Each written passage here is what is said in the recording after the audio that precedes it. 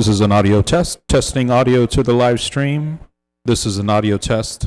This is the Long Beach Community College District Board of Trustees meeting. Today's date is June 22nd, 2022.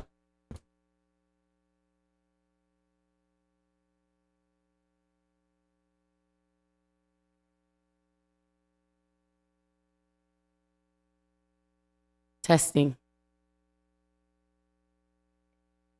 Test.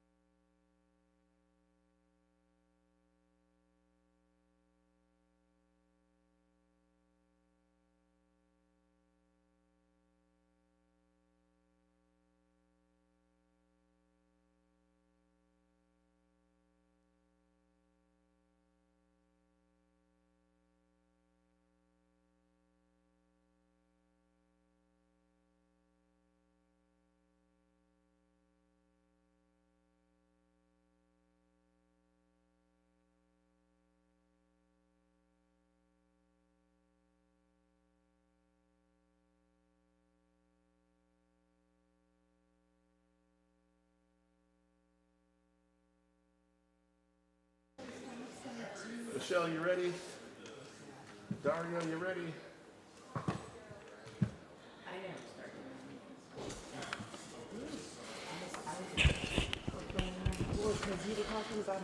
And your back.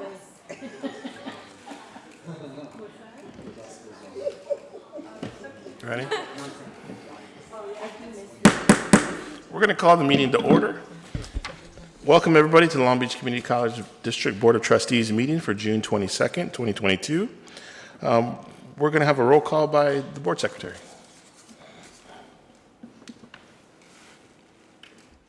Virginia Baxter. Here. Herlinda Chico. Present. Vivian Malauulu. Here. Uduak-Joe Enta. Here. And Sunny Zia. Here. Moving to item 1.3, public comments on closed session agenda items. Do we have any public comments on closed agenda items today? None received. All right. No items received.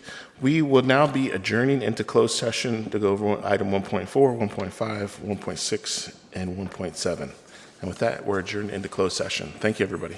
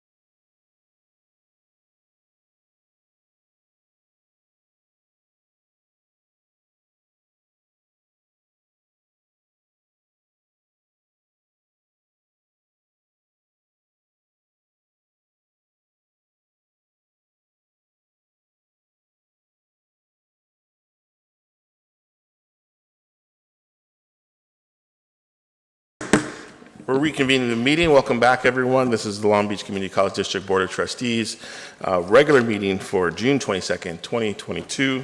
We're coming out of closed session. We're at agenda item 2.1. Moving to agenda item 2.2 is the Pledge of Allegiance, and I'm going to ask Vice President Drinkwine to lead us this evening in the Pledge of Allegiance.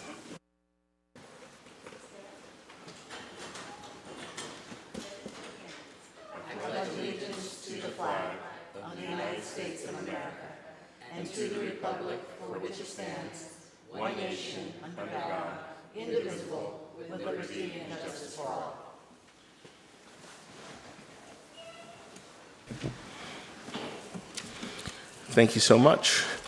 We'll move to item 2.3, our land acknowledgement. Long Beach City College acknowledges our presence on traditional ancestral lands of the Gabrielino Tongva peoples. The land remains unceded territory. We acknowledge the painful history of genocide and forced removal from these territories. Long Beach City College honors and respects the Gabrielino Tongva ancestors and their connection to this land today. Board Secretary Reese, can we do roll call, item 2.4? Virginia Baxter. Here. Herlinda Chico. Present. Vivian Malauulu. Here. Uduak-Joe Ntuk. Here. Sunny Zia. Here. All right, we have a quorum, and we are missing our student trustee because we are in transition. Moving on to item 2.5, report of closed session agenda items. We have no report out or no reportable action from the closed session, and we will have a second closed session at the end of the regular open board meeting. Moving to item 2.6, public comments on agenda items. This is an opportunity for the public to comment on the agenda. It's a total of 3 minutes per speaker with a maximum of 20 minutes per topic. Do we have any public comments for this evening? No requests. All right, none submitted. We're moving on to item 2.7, approval of the minutes. This is the minutes of May 16th, 2022, special board meeting.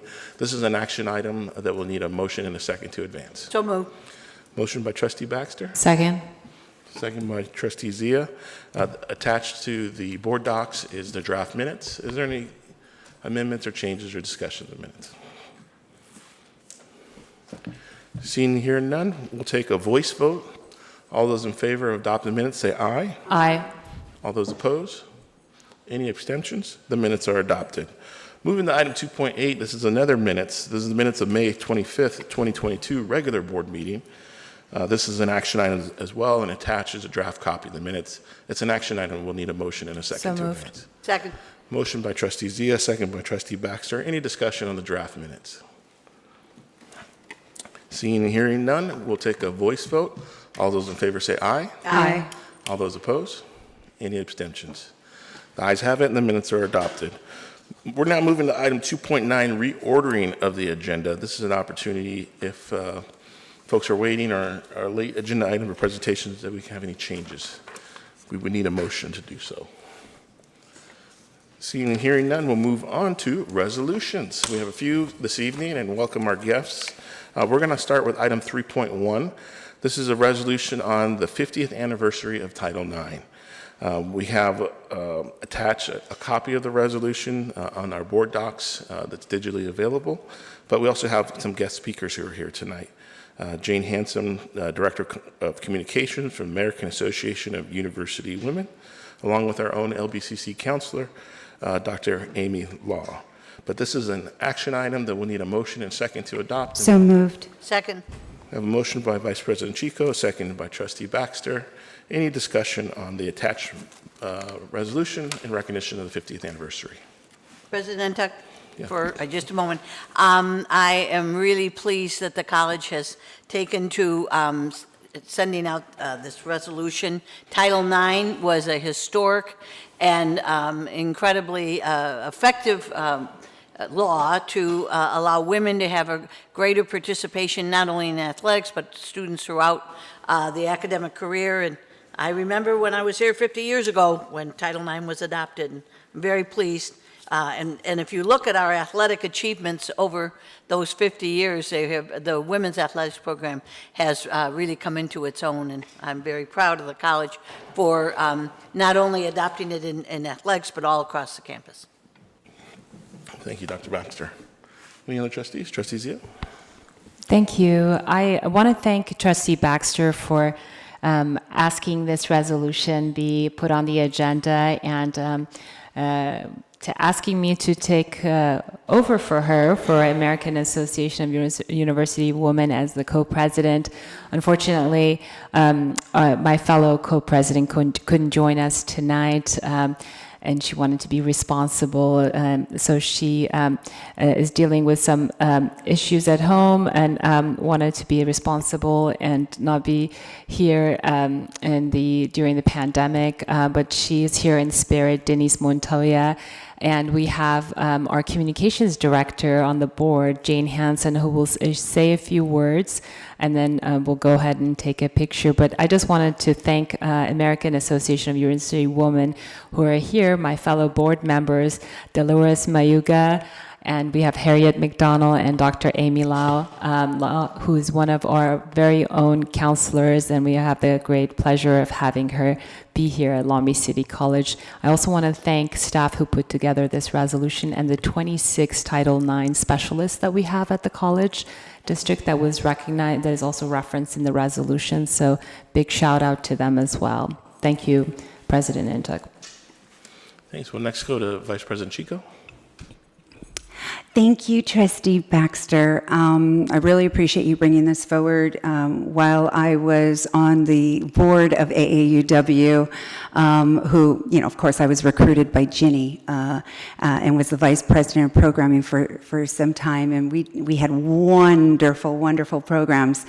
Throughout that time, you have been a staunch advocate, and you have brought this and reminded us how Title IX affects women in so many ways, different career paths, from school all the way to adulthood. It's what it's part of the foundation, and so I appreciate you educating all of us so much on that, and I appreciate all the work that AAUW continues to do to encourage women, empower women to ask for to fight for pay equity, to have a very inclusive environment, and you all have really strived and worked hard to do that, and I appreciate it, and I will always support AAUW. You do wonderful work, so thank you. Great, thank you so much. Before we take the final vote, ask Jane if you want to come to the podium and say a few words. Yes, thank you very much. Is this everybody? Oh, wow. That's nice. Yes, thank you to Long Beach City College and its trustees and Superintendent Munoz for this signed proclamation that will be that acknowledges the progress made in the field of education equity since Title IX became law in 1972.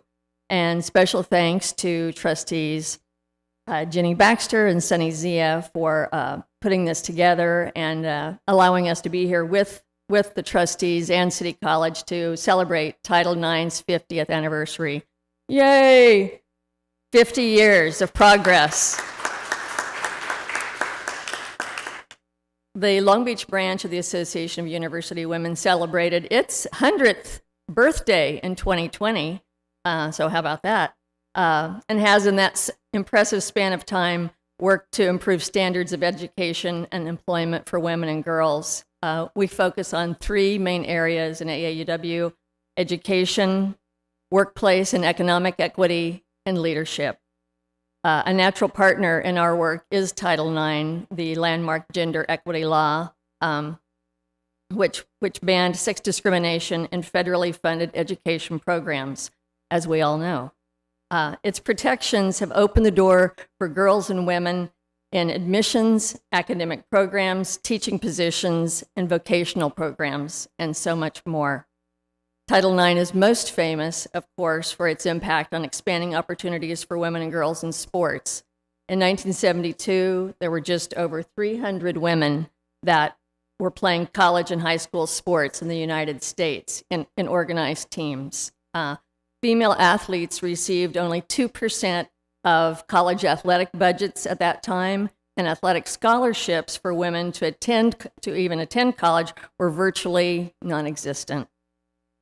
Flash forward to 2012, the 40th anniversary of Title IX, The number of girls participating in college and high school sports nationwide had risen tenfold to more than 3 million. Participation rates for women's sports have since that time increased every year since Title IX was passed. Here at the 50th anniversary that we're all celebrating together, remember that Title IX had its roots in the Civil Rights Act of 1964, landmark legislation making it illegal to discriminate based on race, color, religion, or national origin.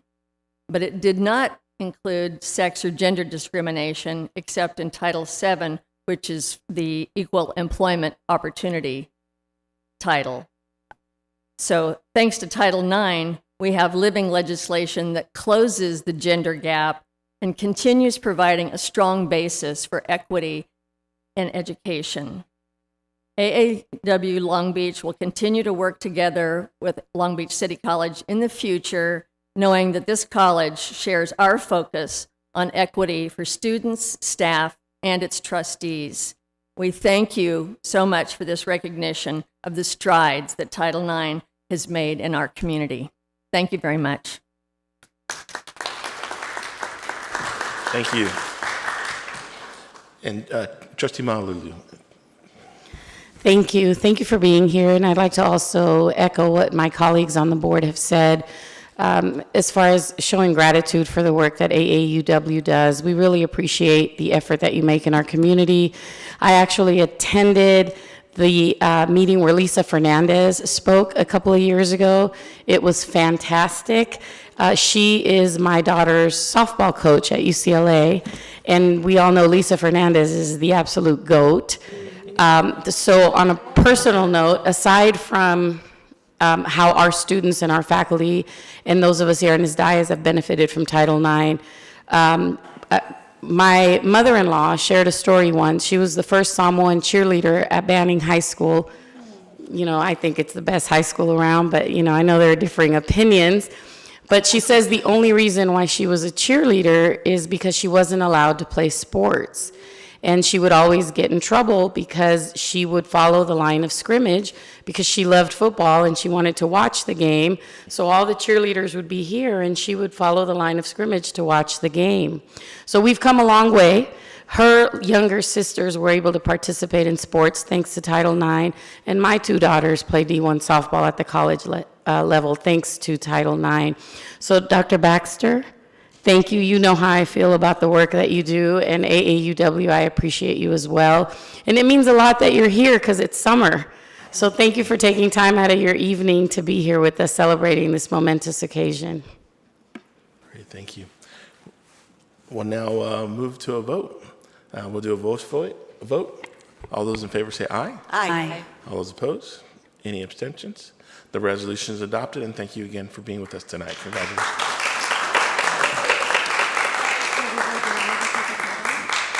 Yes, we're going to take a quick recess to take a photo. And I think I have the...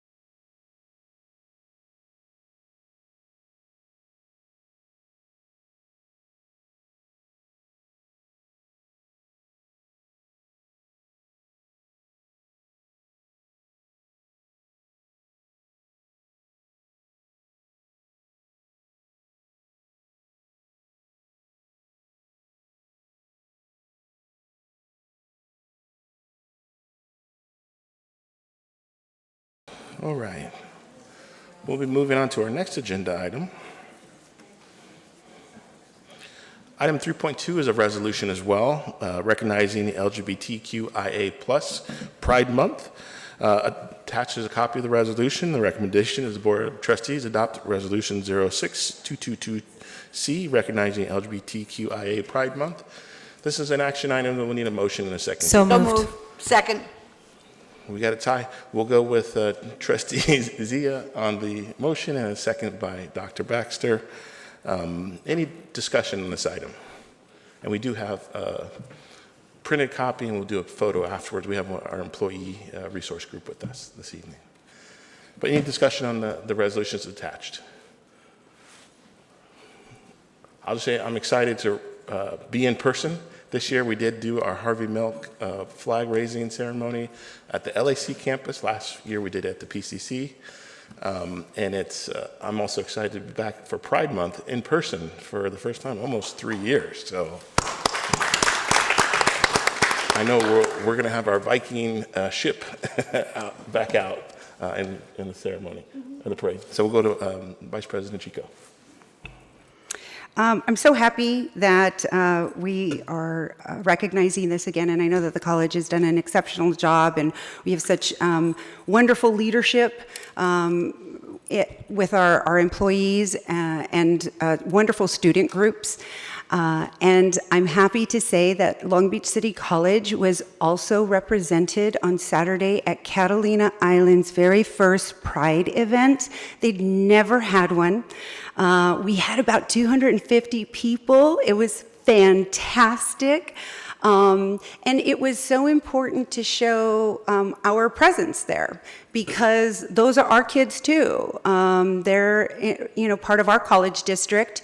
And so I know that it meant a great deal to the city council, to the community members, and in particular the students to see us there walking side by side.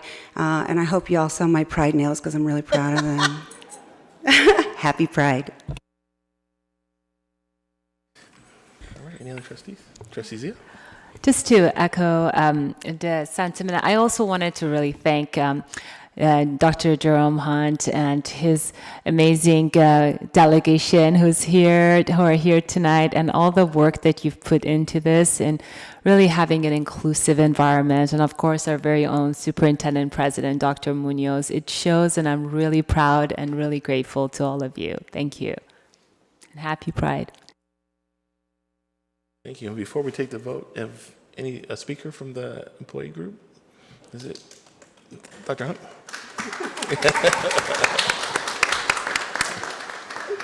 Oh, he's got his speech ready.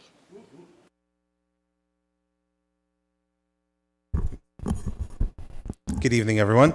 I just want to say first, on behalf of the Pride Committee, thank you all for recognizing Pride Month here. We're very privileged and proud to expand it to a month for the first time this year. We definitely kicked it off with a bang with a book signing and discussion with Zaylor Stout, who's the author of our 50 Gay States. We followed that up with our first in-person and second annual Lavender graduation.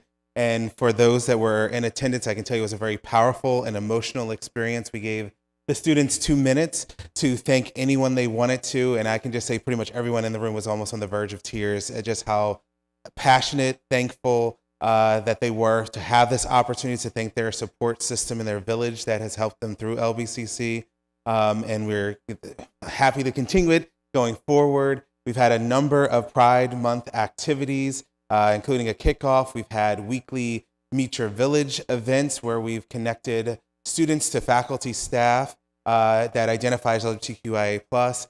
We've had a good turnout. We've had about 12 to 15 people at each week's events. Last week we wrote birthday cards, or this week, sorry, we wrote both birthday cards to incarcerated LGBTQIA prisoners or individuals that are incarcerated.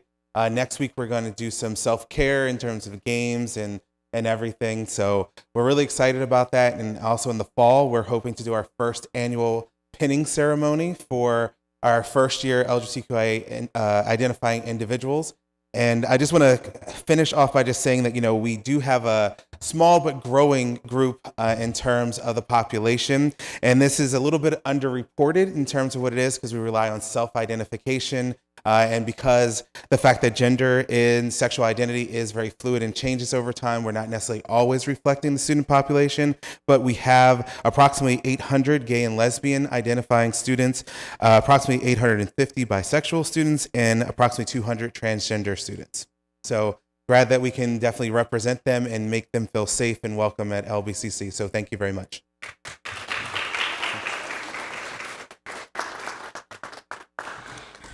Thank you, Dr. Hun, for all that you do. Appreciate it. We got to vote still. We got to ratify the resolution. All those in favor of adopting the resolution, please say aye. A resounding aye. All those opposed? Any abstentions? The ayes have it. The resolution is adopted. We're going to take a brief recess to take a photo.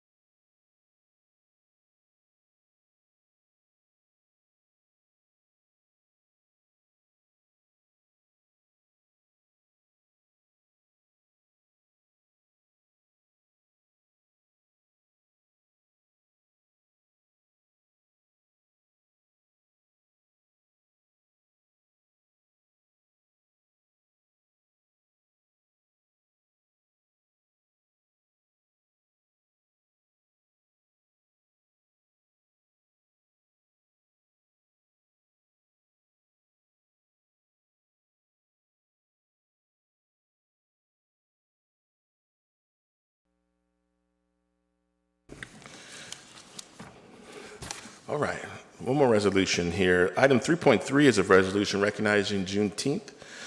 This is an action item as well that will require a motion and a second. So moved. Second. Motion by Trustee Zia, second by Trustee Baxter. It's recommended that the Board of Trustees adopt Resolution 06222D, recognizing Juneteenth as submitted. There's a copy of the resolution on our board docs, and any discussion on the item? Dr. Baxter? Yes, thank you, President Ntek. I just want to say I went to the first annual Juneteenth event on Saturday, and it was excellent, and there was such energy and such pride, and I was proud to be a member of the Board of Trustees and be attending the event because it really was a great day, and I look forward to next year. Be even better. Thank you. Vice President Chico?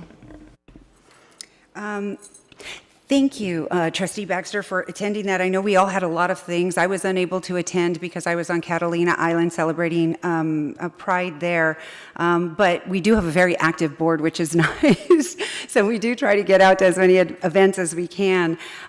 So I'm sorry that I missed it, but the fact that we continue to create these active, engaging, and safe spaces for all of our students is so important, and for our faculty, our employees. It's all our community, right? And so thank you, everybody, for putting together our first Juneteenth. Hopefully we can coordinate next year. I know there's between Pride and Juneteenth, there's all kinds of celebrations happening. I'm sure some are going to overlap, but maybe we can work on some sort of calendar that we can all attend all of these great events. But thank you so much. I saw pictures, looked wonderful. Well, thank you. I was able to attend the event as well. I want to say thank you to Dr. Hunt and the organizing committee. It was really nice that we had some local black businesses there, turned out by students, community members, very well organized. I think there ended up being 4 Long Beach different Juneteenth events that's on Saturday. So we're going to work on organizing everybody. Everybody just come to Long Beach City College and we'll do one mega event. And this is the first time we're able to recognize it because last year it happened so fast, or in June, it wasn't on our academic calendar. We didn't anticipate Congress would move that quickly. It was a matter of days. President Biden signed it. So we look forward to continuing to organize and build towards recognizing. And for background from our students who are watching, Juneteenth is a recognition of the delayed announcement in Texas that the Emancipation Proclamation had been signed more than 2 years prior until they found out about the end of slavery. And has been, we were talking, it's been kind of our secret holiday that we all celebrated and went to grandma's house for the last, years, and now it's a national holiday and everyone recognizes. And I have family from Texas who were part of, ancestrally, some of those folks that found out late about the change. And, it's important to recognize our shared American history and work towards building on that and building, unifying, and making sure that we teach the next generation so it doesn't happen again, and that folks understand where we came from and where we're going. And it's a great opportunity to celebrate Black history outside of Black History Month because we're Black 12 months of the year, not just in February. So we'll move to a voice vote on adopting the resolution. All those in favor say aye. Aye. Any opposed? Any abstentions? The ayes have it. The resolution is adopted, and we'll take a brief recess to take some photos. Oh, I'm sorry. We have we have our employee resource group here, and we have a speaker. Dr. Hunt, would you like to share? Well, hello again. So I just want to say on behalf of the Juneteenth Planning Committee, we thank the board and Superintendent President Munoz for your support. And we had a very successful first annual Juneteenth celebration. We had about, I want to say 15 African American and Black businesses and organizations that came out. They really enjoyed and welcomed the opportunity for that resource fair that we had. We even got donation of, I think it was about 4 or 5 boxes of hair that we're going to be incorporating into programmings for our Black African American students in the fall. We had catering by Hambone. We had a gospel choir, F2 and Intentional. We also had student performances. The vice mayor was there. It was a very family-friendly event. We had a lot of fun, and we hope that we'll see everybody there next year as we get bigger and better. So thank you.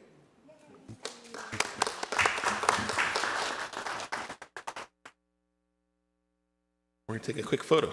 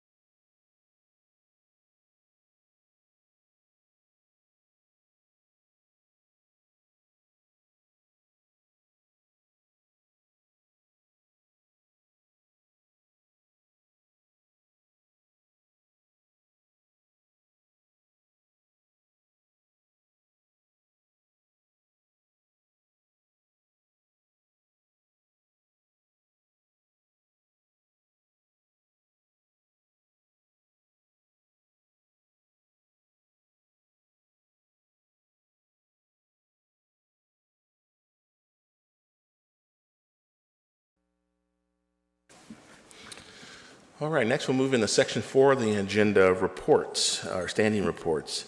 4.1 is our ASB president, but I know we're in transition and I don't think we have a report tonight.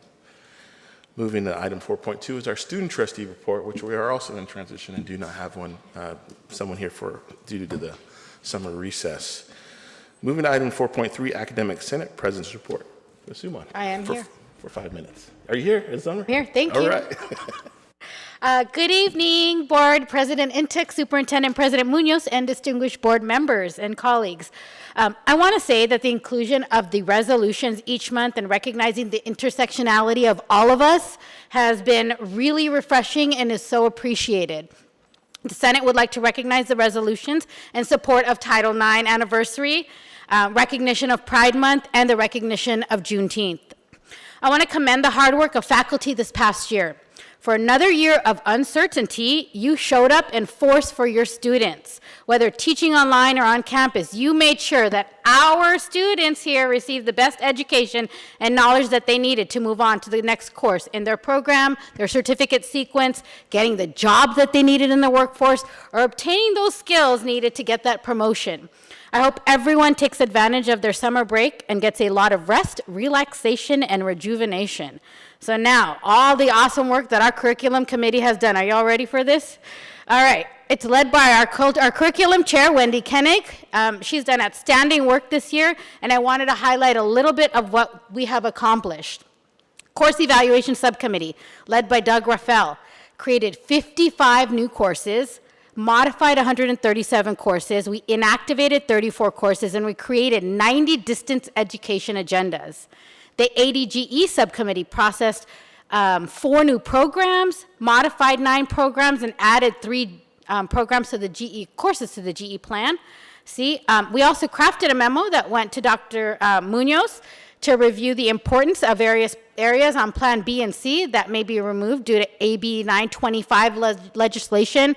And so we really appreciate your support, Dr. Munoz, in this arena. Our SLO coordinator, Tricia Wilging, she continued to improve the process for the review of new and modified SLOs. One major achievement is the development of the SLO checker system on Canvas, developed by Michael Robertson and Tricia Wilging, with the assistance from Jennifer Holmgren and Wendy Koenig. This is a really crucial tool, and it's going to be piloted in the fall of 2022, and will address the recommendation that we received, woohoo, from the accreditation team. I need to highlight that this system did not, I'm going to say that again, it did not require the purchase of any software. This was all created right here with our awesome faculty, and it's been received really well from our department heads, our faculty, and our staff. APNS subcommittee updated 43 policies and procedures this year based on revisions that received by CCLC. Thank you to all our APNS subcommittee members. We're excited to report that we established another new subcommittee under curriculum, the OER subcommittee, under the leadership of Leslie Forehand. We felt that this was the right place for this committee, and she's already produced a new informative OER newsletter with resources, links to relevant forms, and she's even updated and streamlined many of the OER request forms already. Faculty professional development, led by Veronica Alvarez, reinstated the Department Head Leadership Academy this year, and we had that in spring of this year. The Faculty Diversity Internship Program happened this year for the first time, with the success of having one of our DSPS faculty who were part of this program hired as a full-time faculty member, and 3 of the faculty who are part of this program are hired as part-time faculty members. Thank you to trustees Zia and Chico for your attendance at that graduation. Recreation of the first-year faculty mentorship program also, because if y'all didn't hear yet, we got 40 new faculty coming in fall. I'm so excited, can you tell? So we've got the new faculty mentorship program, and another really cool thing is that we want to make sure they all go in full force, really prepared, and so under the leadership of Michael Robertson and Veronica Alvarez, they're going to be holding extra sessions this summer to prep them for Canvas shells and making sure that they're fully prepared to teach online and on campus. I'm sorry, I'm gonna give myself a round of applause on that one. That's awesome. All right.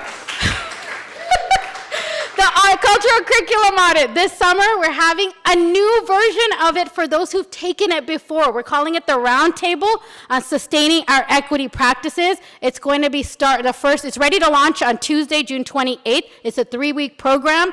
And is the second part of the cultural curriculum audit. We have 25 faculty who are part of it, full-time and part-time.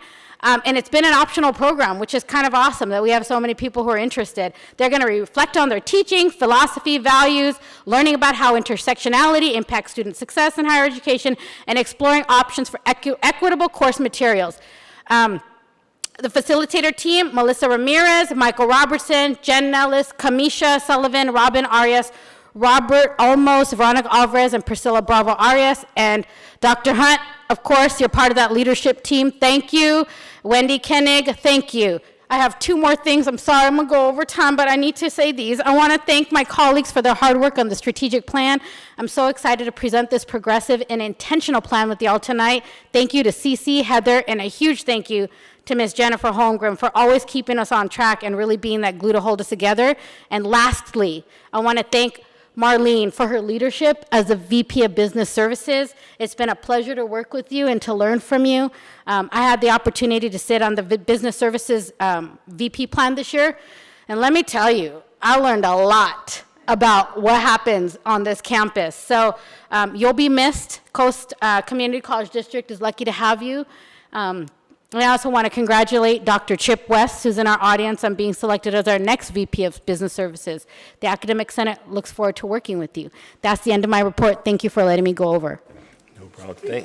Thank you, President Winari. Moving to item 4.4, classified Senate President's report for 5 minutes. CC. Yes. Thank you very much. Hello, everyone. Always a tough act to follow. The first week of June was the annual Classified Leadership Institute, which is sponsored by the California Community Colleges Classified Senate, also known as 4CS, the statewide organization for classified senates in California.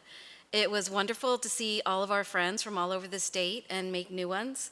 It was especially wonderful that we were able to send some classified colleagues who had never attended before. We were able to send more people. And despite the fact that it coincided with commencement week, which was a little difficult, but it was okay. We learned so much when we meet other classified professionals from throughout the state. Features were legislative updates, presentations on the Caring Campus. We got a lot of information about that. New exciting upgrades to the Vision Resource Center, which I actually thought were really wonderful. I'm looking forward to that. Supporting students' mental health, equity and mentoring, equity-conscious professional development, and a lot of sessions on getting our classified colleagues engaged and encouraging them to be involved, become leaders, and creating community. There was a lot of sessions on leadership mindset, mindfulness, flexibility of mind, resilience, creating leaders, enterprise thinking, a lot of really great conversations about some of these subjects. And then one was disrupt the hierarchy. I'm just kidding. Take advantage of people's strength, apply your attributes and strengths, and your mindset should include a permeable worldview. And throughout all these presentations, we would get into small groups and try really hard to not do the conversational things that people always do, like, well, our college, we do this. It was, listen to the person, give them solutions, and don't talk about your own situation. It was really illuminating. So we're excited about the good news about accreditation and the culmination of all the hard work everyone we did on the strategic plan. And just as Suman just said, especially to Heather and Jennifer, we're going to be presenting in a moment. Don't forget to please check the board docs for agenda item 8.19 for information on newly hired classified professionals and those who are going on to other opportunities. We are very excited about the PCC gaining a leader and advocate in Alicia Kirkwood. Is she still here? And we would like to recognize Marlene Drinkwine as she goes on to a new challenge. She's been such a steady presence not just in interpreting the budget in easier to understand terms and managing her division, but for the way she helped calmly shepherd us through the pandemic. It was greatly appreciated. And Dr. West, you have big shoes to fill, but we welcome you and look forward to working with you. And lastly, Dario. This month's classified hero is Rio Medina, whose hero status is workforce training guru. Her team is workforce development, and her superpowers are above and beyond, kind and compassionate, knows everything. Rio's been working with Career Pathways as a coordinator for almost 4 years, and she's been amazing to work with. She is a true advocate for the students and always puts them in the forefront of everything she does. As a coworker, she always lifts everyone to be the best version of themselves. I appreciate having such a motivating and inspirational coworker as part of our amazing LBCC team. And that was the statement from the person who nominated her. And then this is Rio's statement after. I appreciate Long Beach City College for encouraging me to be my most authentic self. Most importantly, I get to be part of a dynamic, strategic planning team that practices through the lens of equity and inclusion in order to impact / progress the social economic mobility of our K-12 and campus community. So that is the end of my report. Thank you. Thank you, Cece. Moving to item 4.5, LBCC FA bargaining presence report for 5 minutes. Do we have a representative tonight? Okay. Going to the next item, 4.6, is AFT bargaining presence report for 5 minutes. Do we have a representative from AFT? I know it's summertime. And 4.7 is CHI bargaining presence report for 5 minutes. Do we have a representative from CHI? All right. We'll see everybody in July. Moving to section 5, superintendent presence report, 5.1 for 10 minutes. Dr. Munoz. Thank you, Board President Ntuk. Good evening, board members, colleagues, and community members. I would like to share some wonderful numbers as part of my report this month. So we'll start with the first slide. First of all, I'd like to say Happy Pride Month. A few weeks ago, we raised the Pride flag at the Liberal Arts campus to recognize Harvey Milk Day. And we also have it flying at the Pacific Coast campus throughout the month of June. Here's a video to show you the Pride flag raising ceremony.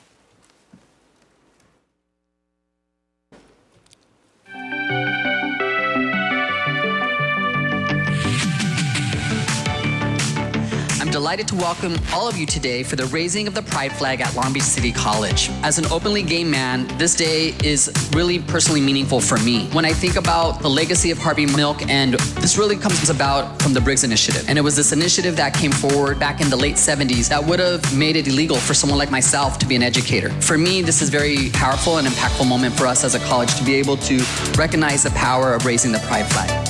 This is an important moment for us as a college. We have to have visual acknowledgement and respectful events like this to continue to remind everybody that our goal and our mission is we're a campus for everybody.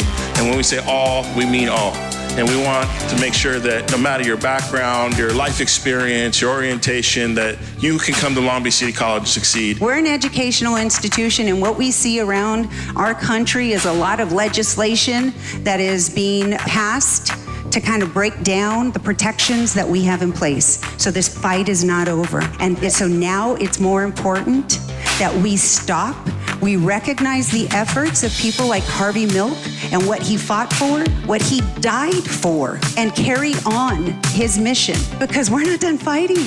We're not done. You know, our trans brothers and sisters are still in a fight, huge fight. It is my sincere desire that one day other young LGBTQIA plus individuals will not be the subject of bullying and harassment or hide who they are, because we cannot continue to support the LGBTQIA plus community in a more concrete way that ensures that their civil liberties and civil rights are not taken away because they live in a wrong state, or the Supreme Court has rendered a decision that would have not been necessary had federal legislation be put into place. That they will be able to live in a society where they are free to live their true, authentic selves unapologetically. Thank you.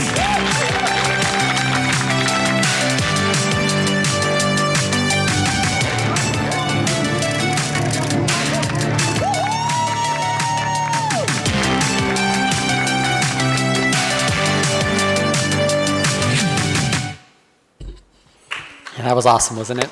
A great video. You know, so again, thank you. I can personally attest that raising the pride flag gives the LGBTQIA+ community visibility and provides a more inclusive environment here at Long Beach City College. The Pride Month work group has been working extremely hard, putting together some wonderful events, including the Meet Your Village Drop-In Self-Care event. And you can find information on both of these events at lbcc.edu/calendar. Thank you to our Pride Month Tri-Chairs and work group for putting together this incredible events for this month.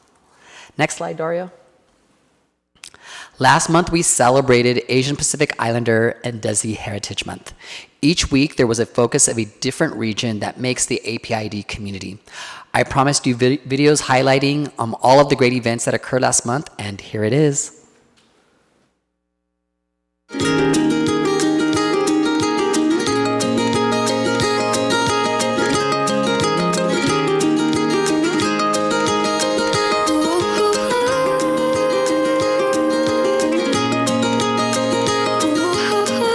The theme for Asia Pacific Islander Desi is community, families for lasting change. I think what it means for me is kind of bringing people together, making more people aware about our culture, our heritage. This month has been accumulating into this one event has been so special because of all the different things that have been going on. It's just built this 1 month of celebration, of embracing our Asian culture, and also the community here at Long Beach City College. We had a well-known pianist come, Mahesh, perform, and as well, not just perform, but talk about his own journey in the music industry to share some of those insights. Another event that we've had is Mana Meet Your Village, so it's a great opportunity for anyone, really the entire community, to come in, see a lot of that Pacific Islander representation, as well as check out our new SJIC Center, which is exciting. The Tongans have a saying, Ikai hatoa etu tokotaha. It means no warriors stand alone.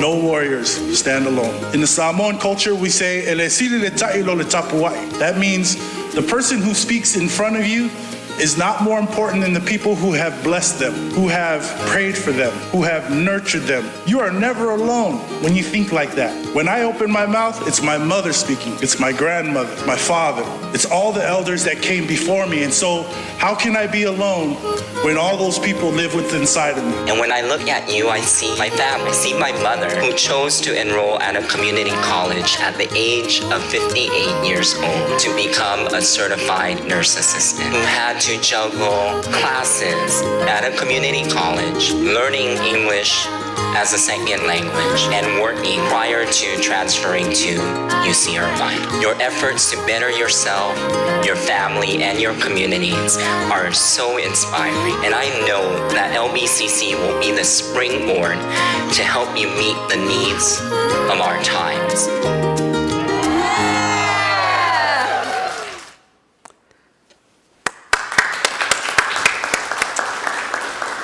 I hope you feel as inspired as I was by watching that video. And again, I know we acknowledged it last month, but I want to say it again, a big thank you to the APID Heritage Month Planning Committee.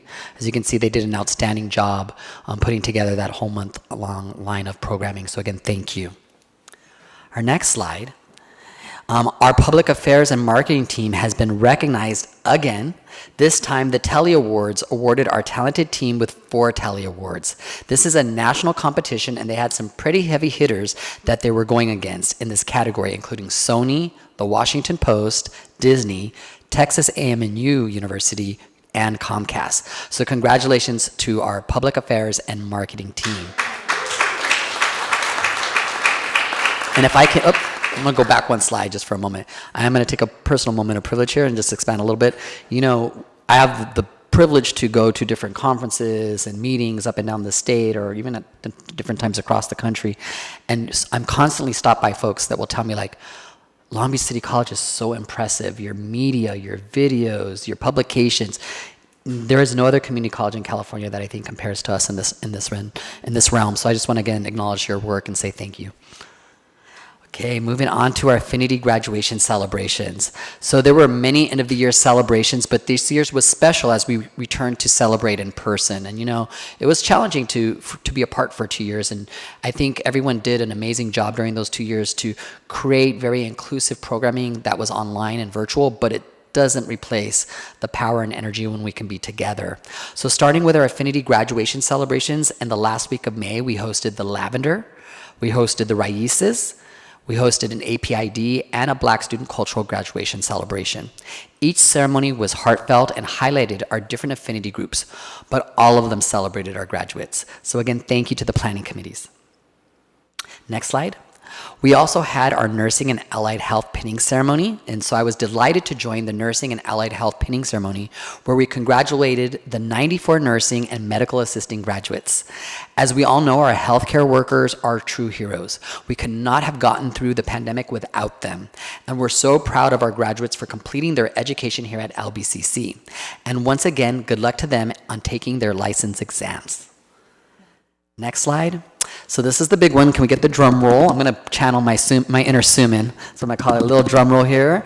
We had commencement, and we celebrated the largest commencement ceremony in the history of Long Beach City College. We had nearly 1,000 students from the classes of 2020, 2021, and 2022 walk across the stage at Veterans Stadium. A huge shout out to commencement co-chairs Dr. Alicia Kirkwood, who's in the audience, as well as Deborah Miller-Calvert. Let's give them a big round of applause. And to everyone who served on the commencement committee, our facilities, student affairs, IITS, DSPS, Repographics, parking services, performing arts, public affairs and marketing, and many, many more who helped out 2 weeks ago. So big thank you.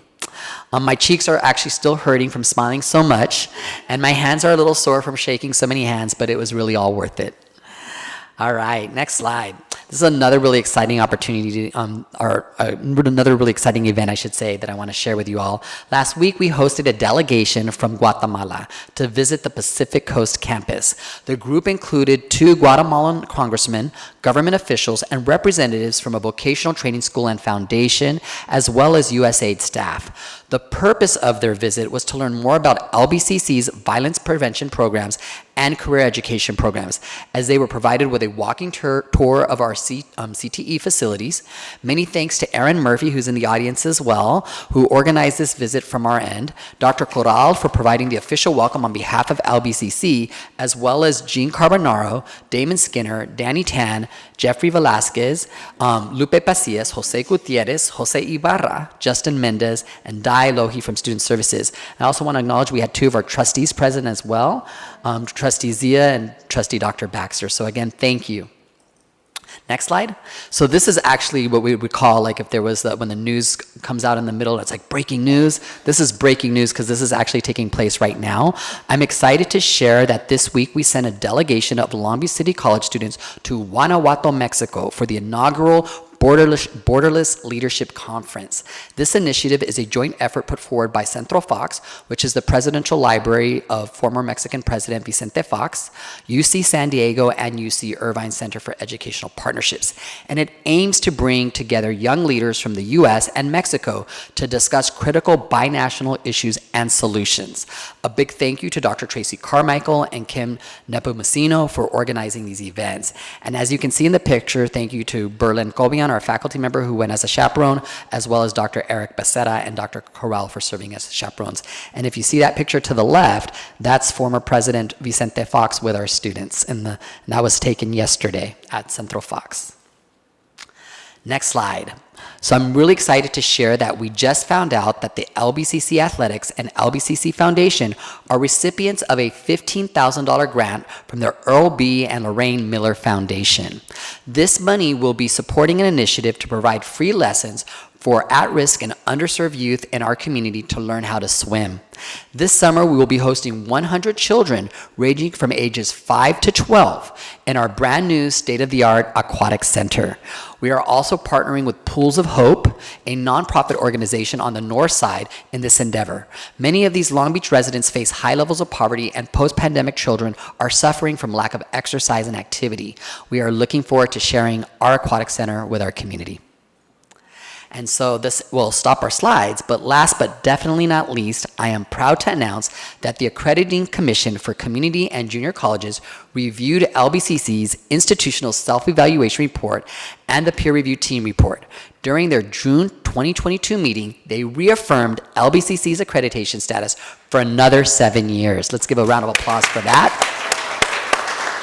The district is required, to provide a follow-up report by May 2023 demonstrating compliance with Standard 2A3, showing that students receive syllabi that include the learning outcomes from the officially approved course outline of record. Thank you to the entire campus community for all of the work in preparing for this accreditation process. I would also like to thank Dr. Heather Van Volkenberg, who's in the audience, Dr. Colin Williams, and Ruben Amador as our Accreditation Steering Committee Tri-Chairs, as well as Jennifer Holmgren. We could not have been so successful without their leadership and support, so thank you. And finally, before I close my report, I want to publicly acknowledge and thank Vice President Marlene Drinkwine for 4 years of outstanding service as our Vice President of Business and Administration Services. I'm going to see if I can do this without getting emotional. Marlene and I started roughly around the same time 4 years ago. We've been through a lot together over the last 4 years. We started off as colleagues, and she supported me as I moved into this role as first interim and now permanent superintendent president. And you are the consummate professional. You're knowledgeable. You're compassionate. You're brilliant, and I'm going to miss you greatly, and I wish you the best of luck in your role as Vice Chancellor. And we also look forward to working with Dr. Chip West, and we'll say a few more words after his contract is approved, but thank you, Vice President Drinkwine. And this concludes my report. Go Vikings. Thank you, Dr. Munoz. In the superintendent president section, we have three new board policy items that are attached, 5.2, 5.3, and 5.4. These are all informational items, but I'll read through what they are, and if we can have discussion if necessary. Oh, we have one action. Sorry, 5.2 is an action one. I'm going old school tonight on paper instead of my iPad. 5.2 is new and revised board policies and administrative procedures. This is Chapter 3, General Institution Board Policies. This is the second reading of Policy 3280. Attached to our board document is a copy of the policy and the administrative procedure. It's recommended the Board of Trustees adopt the new and/or revised board policy, Chapter 3, Board Policy 3280. This is aligned with the Community College League of California's policies, updates, and procedures. Attached is a copy, and we did see this for our first reading back in our May meeting on May 25th. And this is about grants. I'll need a motion and a second. So moved. Second. Motion by Trustee Diaz, second by Dr. Baxter. Any discussion on this new board policy? Seeing and hearing none, we'll take a voice vote. All those in favor say aye. Aye. All those opposed? Any abstentions? The policy has been adopted. Now moving to item 5.3, this is a revised board policy and administrative procedure for Chapter 2, Board of Trustees, Board Policy 2510 and Administrative Procedure 2510. This is an information item only, but this is a first reading about participation in local decision making. This is also part of our board policy updates with the Community College League of California Policy and Procedure Service. Is there any discussion on this first reading? It's information purposes only. Seeing none, we'll move on to item 5.4. This is a revised board policy administrative procedure, Chapter 3, Board Policy 3200 and Administrative Procedure 3200. This is a first reading. This is about accreditation. Attached are copies of both documents on our board docs as PDFs for anyone who'd like to read them. Any discussion on 5.4, the last item in this section? All right, Section 6, presentations. This is where we have 15 minutes for a presentation with up to 25 minutes of questions and answers by the board. Item 6.1 is Veterans Memorial Stadium. Funding option updates. We have presentation tonight from Alfred Frehill Jr. from Shepherd Mullen, Adam Bauer from Feldman Rolap and Associates, and Michael Boozman from Cordova. They will present on an update of exploration of funding options, including a proposed voter-approved bond measure to support Veterans Memorial Stadium project. And we'll give the presentation to Alfred. Welcome. Terrific. Good evening, board members, Superintendent, President Munoz. It's a pleasure to be with you all today. It's always a special moment for me to be able to participate as real estate counsel and frankly, a purely technical and boring professional to see the extraordinary work that you do day in and day out with the recognitions that you have. So I wanted to take just that few seconds of privilege to acknowledge your incredible leadership at a critical time in our state's history. So what a blessing it is to have all of you as our leaders. So thank you for that. Our presentation this evening is purely informational. It's a continuation of our discussion that we had in May. And we wanted to give you a update on some of the work that we've been doing around facilities management, and in particular, our efforts to try to bring additional capital in the form of a potential ballot measure for your consideration. The work that we've done since the presentation and the direction that we received from the board was to engage expert consultants that will give us the kind of data and diligence and reports that are needed to make a deliberate decision related to a potential ballot measure for November. So that will be our focus today. Open and willing to answer any questions that you might have in relation to those topics. I wanted to give you just a brief timeline and anchor our discussion in the work that we've done so far. I mentioned our board meeting in May, but our work has been quite extensive and began back in November of 2021, where we began to explore an opportunity to catalyze some of the important planning work that had been done by Cordova and other experts, and began to think about the possibilities of partnering with external partners, third-party partners, and the like. We did that work in anticipation of the facility study that you're all very familiar with, that was published in January, that had an important conclusion, which is that the reconstruction of the stadium was the most viable option versus a modernization or renovation effort. With that in mind, we began to think more concretely about the possibility of considering alternative mechanisms for financing both the reconstruction of the stadium, but also beginning to think about the opportunities for redeveloping some of the areas around the stadium.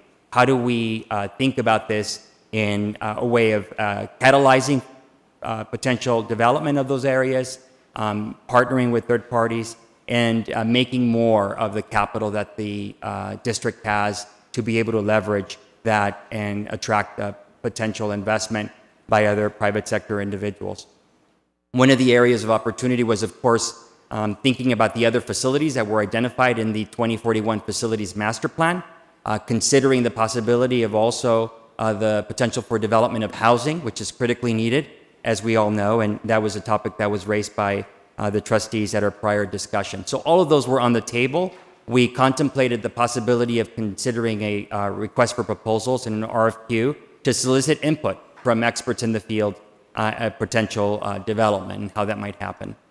What occurred through those discussions was an ongoing question about the overall timing and opportunity to consider the possibility of a new ballot measure, both given some of the constraints in the financial markets, but also given the climate and the public interest in wanting to have districts do more and think creatively about how they might consider a bond financing for facilities such as the stadium.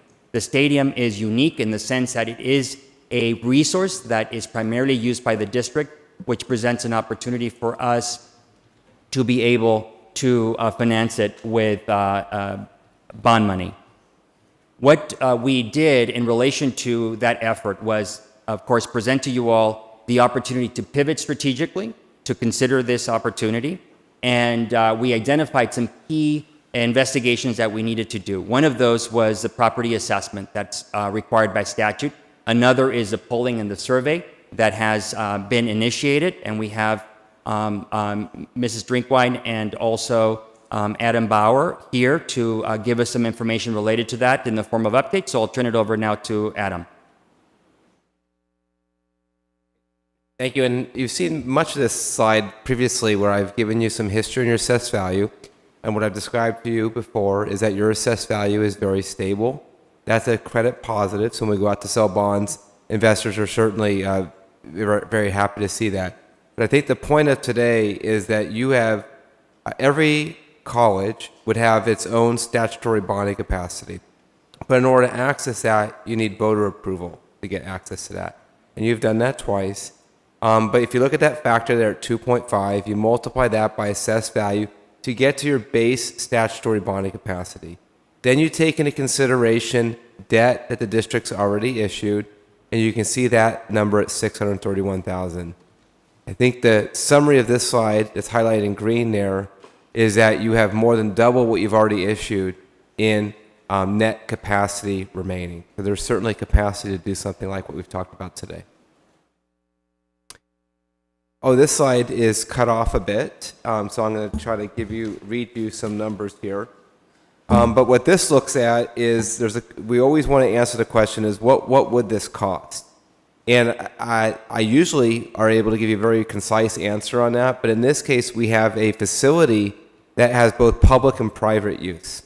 And the private use does not allow us to access the tax-exempt market. So what we did, we worked with your council, and this analysis gets pretty nuanced. You can go from days to hours to what portion of a facility is used by a private entity. So, for example, if a swap meet type thing is there, they might not use the restrooms or the bleachers, right? So now you're carving up a portion of it. So what we've done here is we did a conservative analysis to say, let's assume we have 40% private use, 60% public use. We hope we can narrow down that analysis and reduce that private use as we go. But for a starting point, we wanted to use that. And when you did that, we came up with a tax rate of $19 per $100,000 of assessed value. And that's below the maximum allowed of $25 per 1,000. So that was certainly a positive there. And then in this scenario, typically when we show you this, you see a lot of different colors, and that typically represents series of bonds when it's those bar charts. Here we're assuming just one series of bonds. We start the project, we sell bonds for that, and then we move forward. And then from there, all these bonds are set up as current interest bonds, and we've talked about that a bit in the past as well. And so I'll turn it back over to other team members for the next slide. So obviously, I'm not Michael Boomsma, but he does send his regrets. He was unable to attend tonight, and I'll be presenting his slides. We are working with FM3 to develop the polling questions and to conduct the polling. We expect that polling will be conducted the week of June 22nd through to June 29th, with data available on June 30th. So at that special meeting, we expect to be able to present the results of that polling and be able to share with you what the response of the community was to those questions. The market assessment, which Alfred referred to earlier, we're working with Johnson Consulting. So as he mentioned, the market has changed. With rising interest rates, it is a different market than it was just even 6 months ago when we started this process of examination in November. And so what the Johnson Consulting report will provide us, understanding that it would not be given to us until September, but what it will provide us is additional information based on today's market, that if we wanted to explore a partnership, so say you should decide to not move forward with the bond measure, or the bond measure, if we move forward, wasn't successful in November, it would still provide you with additional options for exploration on what would the market hold for a partnership, and then we could then explore what kind of control or ownership would the district give up in exchange for that partnership. So we can look forward to September providing you far more information regarding the market at that time. So again, you can expect to see the results of the polling at the special meeting that could inform then your decisions moving forward. Thank you. I wanted to just take a few minutes and briefly talk about some of the key themes that we have in relation to this opportunity for bond financing. The first is that we think that this, given the constellation of considerations that we talked about, the opportunity to take advantage of the public support for these types of facilities, particularly given the extraordinary reputation of the district, what we see on the horizon in terms of some constraints in the market.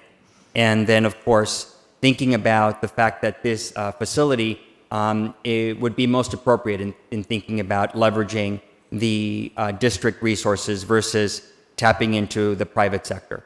We are pursuing this initiative with a lens towards flexibility, as was mentioned by the work that we're doing with our consultants in terms of the market assessment. We want to keep our eye open to the possibility that regardless of the bond financing tool, that we also have other potential financing tools on the table.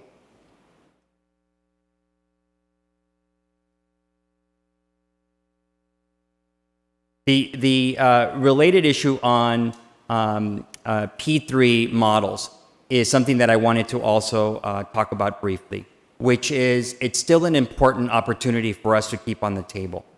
We think that if we are successful with this ballot measure that will be focused on the stadium reconstruction, that it'll allow us to use existing bond financing that the district currently has to address some of the other priorities that the district has identified. And I mentioned previously the opportunity to build other facilities that were identified in the master planning process, but also as importantly is to think about the opportunity for housing development.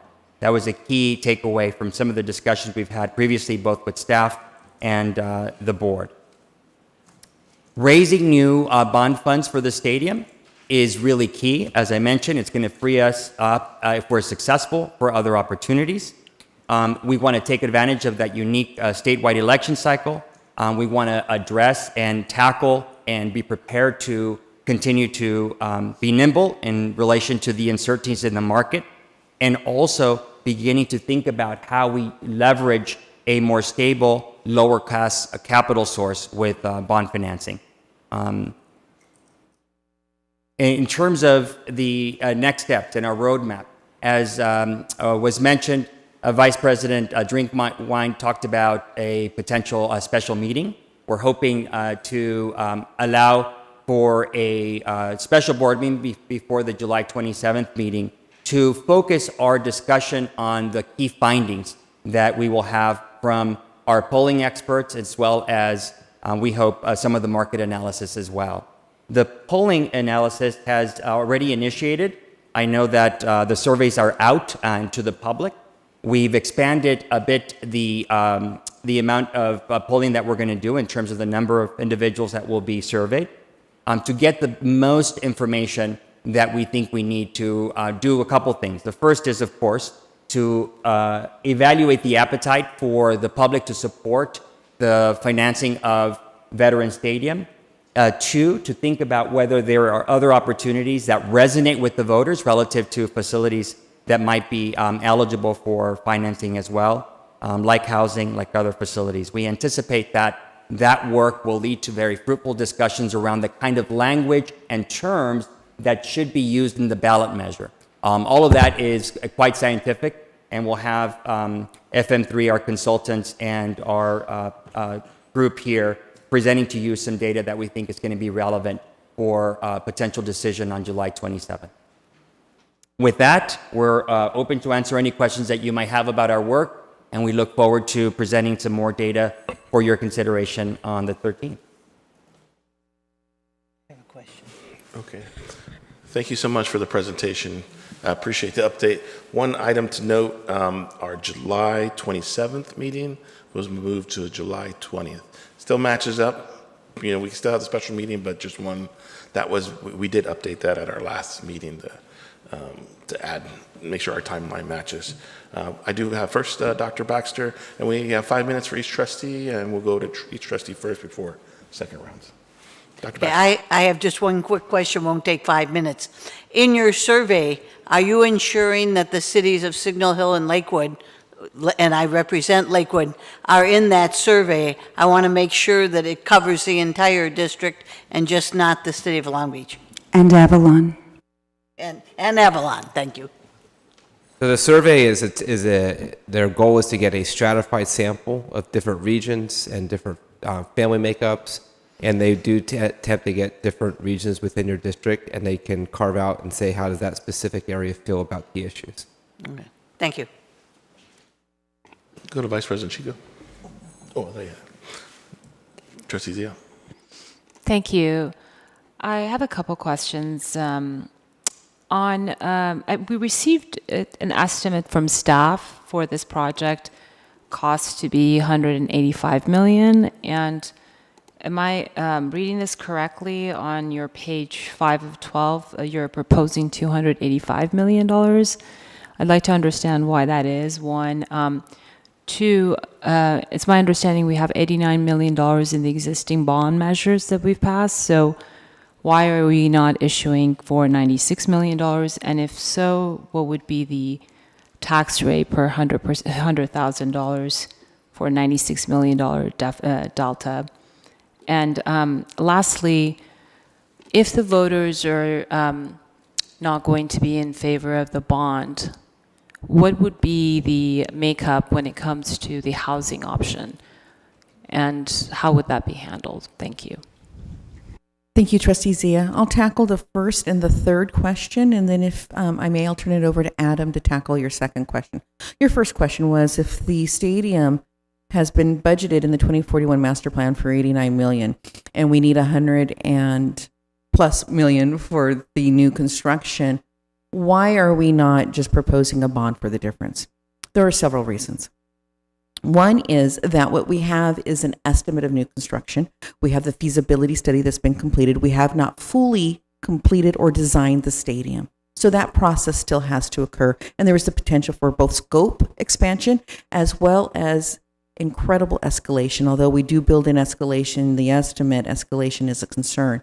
But it gives us room for that. But secondly, the bond, under this proposal, the bond would fully fund the stadium project. So the funds that are freed up in the 2041 master plan would then be used to allocate either to existing identified projects or for new projects. As an example, our integrated energy master plan was created after the development of the facilities master plan.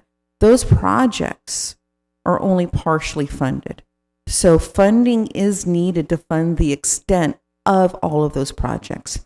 In addition, when we look at things like access control, those would also be used. Alternatively, if we find out from the polling that the community is open to the bond in this size, we could use those bond funds to support those same things. And I don't want to I want to make sure I do address student housing. While we are hopeful to get a grant from the state, the competition for the state funding, student housing funding grants is intense. And we don't currently meet all the metrics that have been demonstrated by some of the more successful grant applications. So in either scenario, whether we get approval of the bond in the amount proposed and it makes available the $95 million we currently estimate is needed for student housing, that's one solution. Or if it frees up that $89 million that we then dedicate to student housing. So the short answer to that very long explanation is our needs are far greater than our existing funding under Measure LB and Measure E. So this bond, depending upon the appetite of the public that we'll find out from polling, can be used to either fund that, or we'd be able to use the freed up money from the Vet Stadium project to then allocate to those, or both. And so I believe you're, and Dr. Munoz? Yeah, and I just also want to provide one more point of context. I think Vice President Drinkwine did a very good job explaining that. In the feasibility process, right, as we were looking, because we knew we were going to go over our budget, there was some scope was reduced. So even the stadium that was being proposed as new construction didn't match the same amount of seats we currently had because we knew that we wouldn't have the funds to build out what we currently have. So there was a reduction of scope already out the gate. So the idea is if we would be going out for another bond, and we were supported by the community in that way, there's that opportunity to put some of the things back into that proposal or that plan that was taken out of the scope reduction to kind of control costs as much as possible. I have to tell you, I was around when Measure LB, we were passing that, and we did publicize it, advertise it for the Vet Stadium. In fact, I remember former Secretary Clinton was here, and we had VIPs in the Veteran Stadium, and everybody was like, this is a great advertisement for your new bond because it's so dilapidated. And I'm a little bit concerned that we either ran out of money, it was mismanaged, and why is it that we need to go back to the voters for more money? I don't want that to be the perception, but perhaps you can help elucidate why we ran out of the money that was advertised for the Vet Stadium. Absolutely, and I want to state very clearly that the funds have been managed very well, and we have not run out of money. In the 2041 master plan, we identified $89 million for this project. So when we created that master plan back in 2016, we believe that was adequate. And that was prior to the feasibility study, the very in-depth feasibility study that we recently conducted and shared. And as an outcome of that feasibility study, we discovered that some of the seismic mitigation that occurred to this building in decades prior has seriously impacted the structural integrity of that stadium, such that a renovation would be far more expensive than initially envisioned.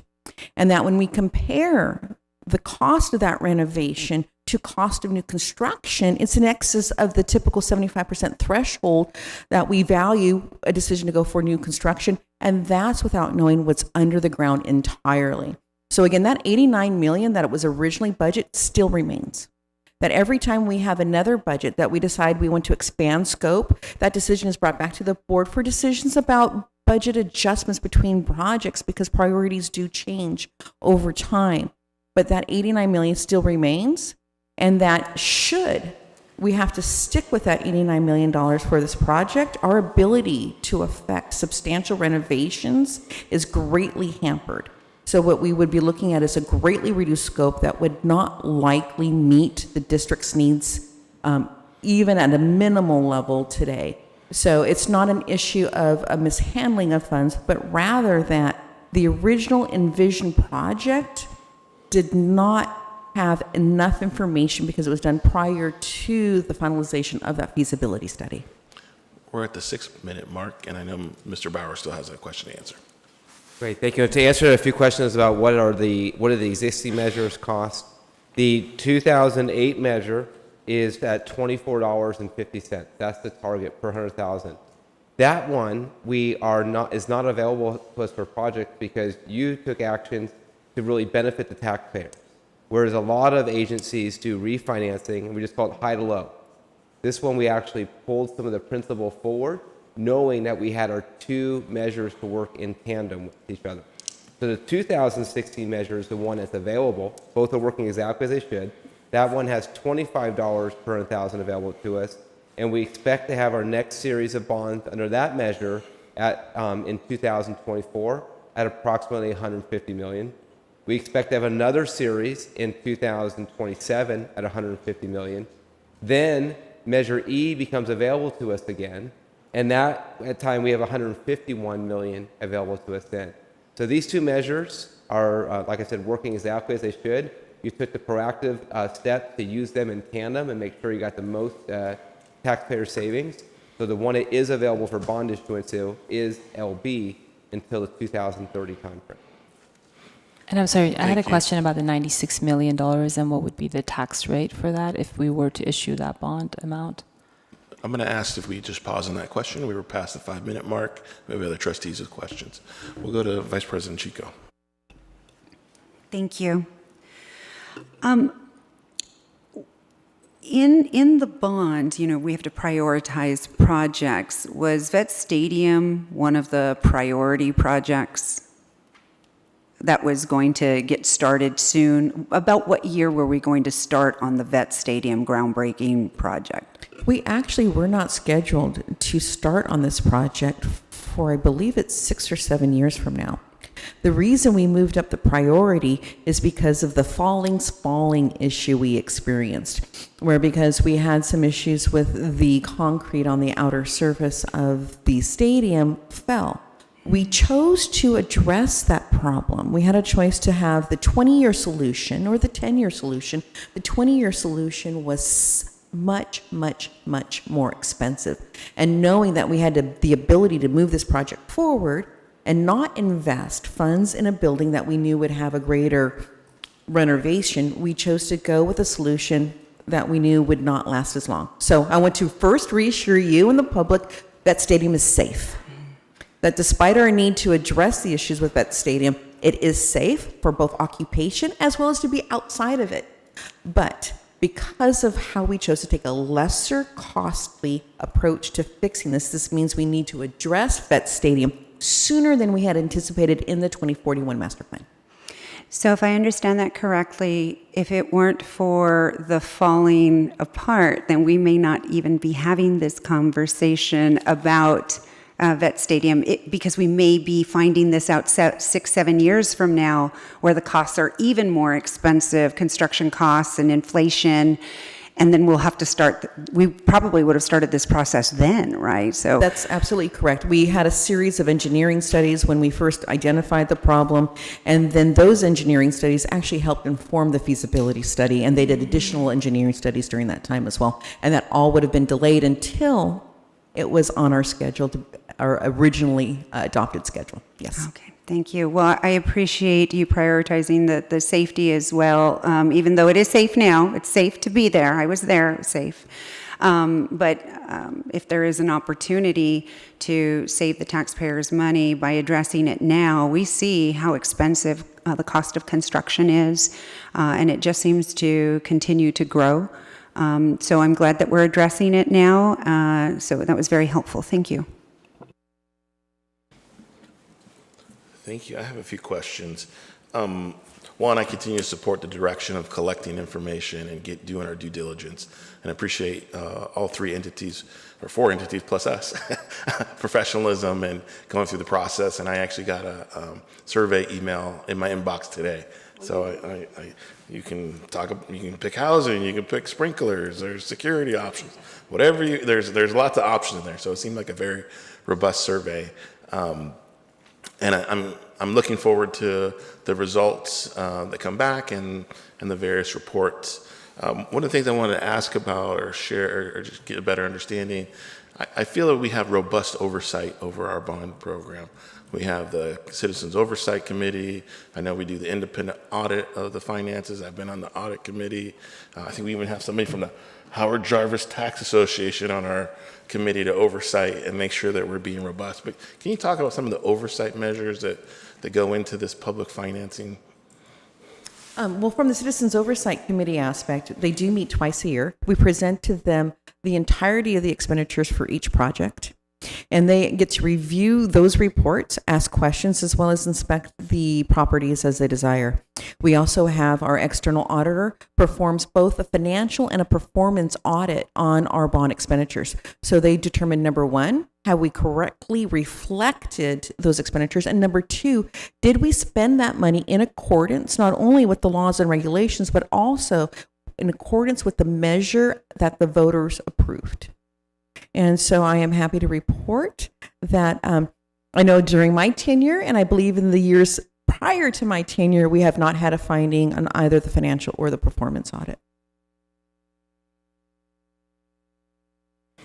Thanks. Then also, maybe we can clarify on, when we talk about freeing up money, that, we have about $90 million in the current bond, but that money could be freed up for a hypothetical student housing or some other project. I know that there's, I believe it's $2 billion the governor's put forward for community college student housing statewide that we've applied once. There's going to be another round coming that we're looking at between 90 to 100 million potentially if we were to be awarded that. And then this new measure It could potentially be vet stadium and housing, depending on what the feedback comes. But can you talk about freeing up money and how many potential buckets of money may ultimately be available?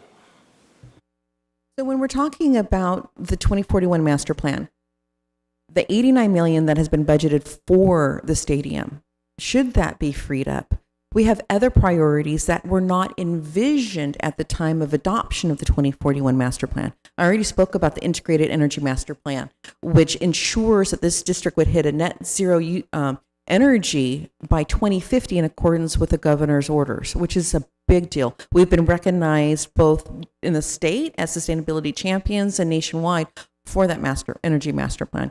But in addition, we have other items. Access control is greater than a locking system. In response to some of the scares we had in recent years, we've had an in-depth evaluation of our campus security and determined that access control gives us the ability to lock down classrooms, lock down buildings, both from within the classrooms and buildings, also centrally, which is really critical. Also would involve the installation of a different set of alarms that's accessible. So not just audible alarms, but visual alarms. So if you were a person who was hard of hearing, you'd be able to visually see the alarm and not only be dependent upon audio messages, as well as messages that would flash to everybody's computer at their workstation and to cell phones. That's an expensive project. It requires that we bring electricity to every single door. In addition to that, we have a whole host of additional needs that we've identified just in the last 5 years, including the absence of a truly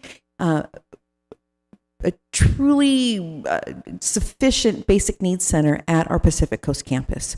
We've done great establishing one here, and the plans for Building E, which had expanded scope. So if you recall, we expanded the scope of Building E. One of the purposes was to expand the Basic Needs Center within Building E, thereby reducing the budget available from another project. That still needs to occur for Pacific Coast campus. So when we're looking at projects at Pacific Coast campus, that is definitely one of the possibilities there to create that opportunity. And then when we look at needs for serving the communities we don't already have a presence in, like North Long Beach, that we're working, I think you've heard, we're working with the city for a higher education center that allows us to be present part of the time. There's opportunities to create district-owned buildings where we're DSA approved and we can be there the entirety of the time to offer not just enrollment services, but programming as well. Those are just a handful of the opportunities we would have to be able to redesignate this $89 million that's currently existing in the 2041 master plan if a bond measure were successful that we could fully fund the vet stadium from. I would just add for Vice President's remarks is that President Ntuk, you sort of are touching on the heart of the opportunity here as it relates to using the surplus capital that could be created to think about more creative partnerships. We really are at a point in the history of community college districts where more is expected, where we want to think about the totality of the needs of each student. Housing is just one of those. And our expertise and the reason why we've been able to leverage precedent work in other districts is to begin to think about external experts where we can leverage either their expertise on operation, their expertise in the ability to bring additional capital, their ability to share revenue creatively so that we continue to build on our general fund. We want to protect our general fund, but we want to think about how we could do more with more capital from the district. And that is really the untapped potential. I mentioned earlier in our presentation that we want to think about this in dual tracks. We want to be mindful of the fact that this is at the discretion of the voters. We're going to look carefully at the polling information to determine what resonates the most, whether it's the stadium or other types of facilities, and be intelligent about how ultimately that language in the ballot measure, should you choose to put it in the ballot, is crafted with the new legal requirements, but also identifying what the greatest need and greatest support for the public is. And after we do that, I think there's going to be tremendous opportunity to address the other facility needs that we have. Excellent. Thank you so much. Trustee Malauulu? Thank you for being here. I am looking forward to the follow-up special meeting where more information will be presented. I'm not as concerned about the bond measure because I do understand that a lot of time has passed, and I understand that the economy is not the same as it was back then. I understand that the cost of materials has changed, the cost of construction, and I understand that life is very different now post-pandemic or as we exit the pandemic. I've also done a little bit of external research in terms of meeting with various members of some of your organizations, just to inquire, just for my own education, as to how much the cost has changed. And one number that sticks out to me, and if you want to address it, you may, but I had a meeting a couple of weeks ago with a representative from one of the companies that you would be working with, and I kept hearing 30% increase. I don't know if that number is accurate or not, but is that reflective of the cost that the new Veterans Stadium, is that consistent actually with the cost that the new Veterans Stadium would differ had it been 10 years ago or even 5 years ago? And then, of course, you don't have to address that now. The special meeting would be fine. And I'd also like to know in terms of labor, how much the labor cost would change. We can talk all day and night about the difference with the bond measure and the difference in cost, but I believe that actually doing the work and actually talking to people and getting information, and I've received a couple of emails. I don't like to take up a lot of the time, the public's time, just asking rhetorical questions. I do send emails and I ask staff questions, and I'm provided with information that is sufficient to me to be able to make an educated vote.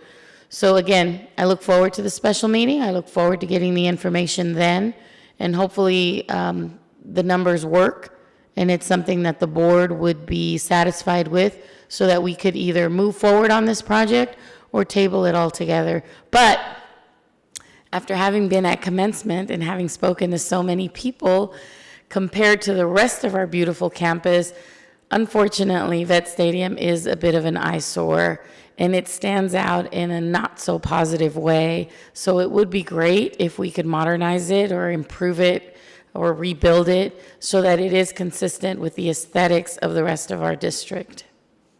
Thank you for being here.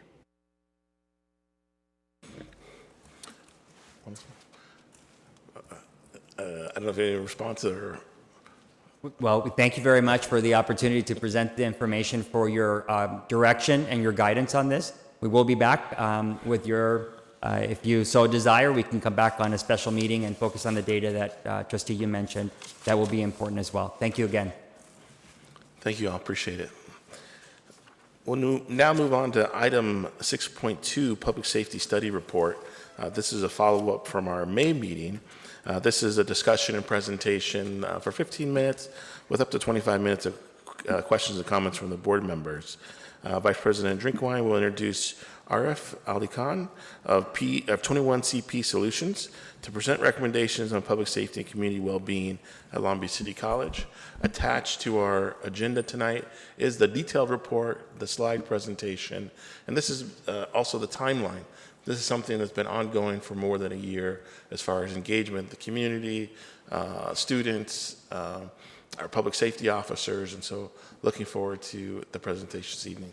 So pass the baton to Vice President Drinkwine. I am pleased to again introduce Arif with 21CP. This will be, I believe you've heard from him with a combination of ad hoc meetings and board meetings 4 times. And this is the conclusion of the study on public safety, and we are really looking forward to Arif presenting the recommendations. So over to you. Thank you, Vice President Drinkwine, and thank you, President Tuck, President Munoz, and members of the board for hearing me, many of you, for the 4th time, which I hope I can bring all of this to some sort of conclusion, but also you can see the product of all the hard work that's gone into this assessment that was asked of us, and the work that the board and members of the Long Beach City College community has put into this. What I'm going to do is talk a little bit about, once again, just touch on our scope and approach to the study, and talk about the different community perspectives and the data we were able to collect from through multiple methods, which we'll discuss. Talk about some of the future pathways, and in particular, how Long Beach City College can take advantage of this opportunity that is going to be required under the new Title V regulations that you may be familiar with, and then specifically cover some of the 31 recommendations that are in a fairly lengthy report of 109 pages, which I'm sure every one of you have read prior to today. But I won't assume that, just for the sake of argument, and we'll try to cover some of the main points that could potentially facilitate the discussion here today. I do want to say just at the outset about what 21CP's sort of premise and approach to campus safety, public safety, and well-being is. And one of the main aspects of that is we recognize that campus safety or even public safety is not simply focused on law enforcement and police activity. That true safety is only achieved through a comprehensive, collaborative effort through all stakeholders and really having a joint and shared vision of what that looks like. And it requires resources that we traditionally have not relied on outside of the policing world. Obviously, policing, law enforcement is a necessary part of that, but it's not the entire equation, and that's our perspective that we took as we looked through this, and we also found that that's the perspective that many of your community shares as well. So the aspect that we found, which was fairly consistent through all the different methods in which we tried to assess, is that most campus community members feel safe at Long Beach City College, at both the PCC and the liberal arts campus here. And that, of course, is a great thing, because that feeling of safety creates an environment in which people can learn and want to engage.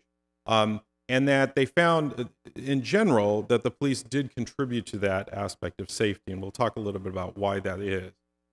We also note that the campus police provide a lot more services to Long Beach City College than they would otherwise if they weren't under a contract. And then there are many areas in which they provide services that there are alternatives.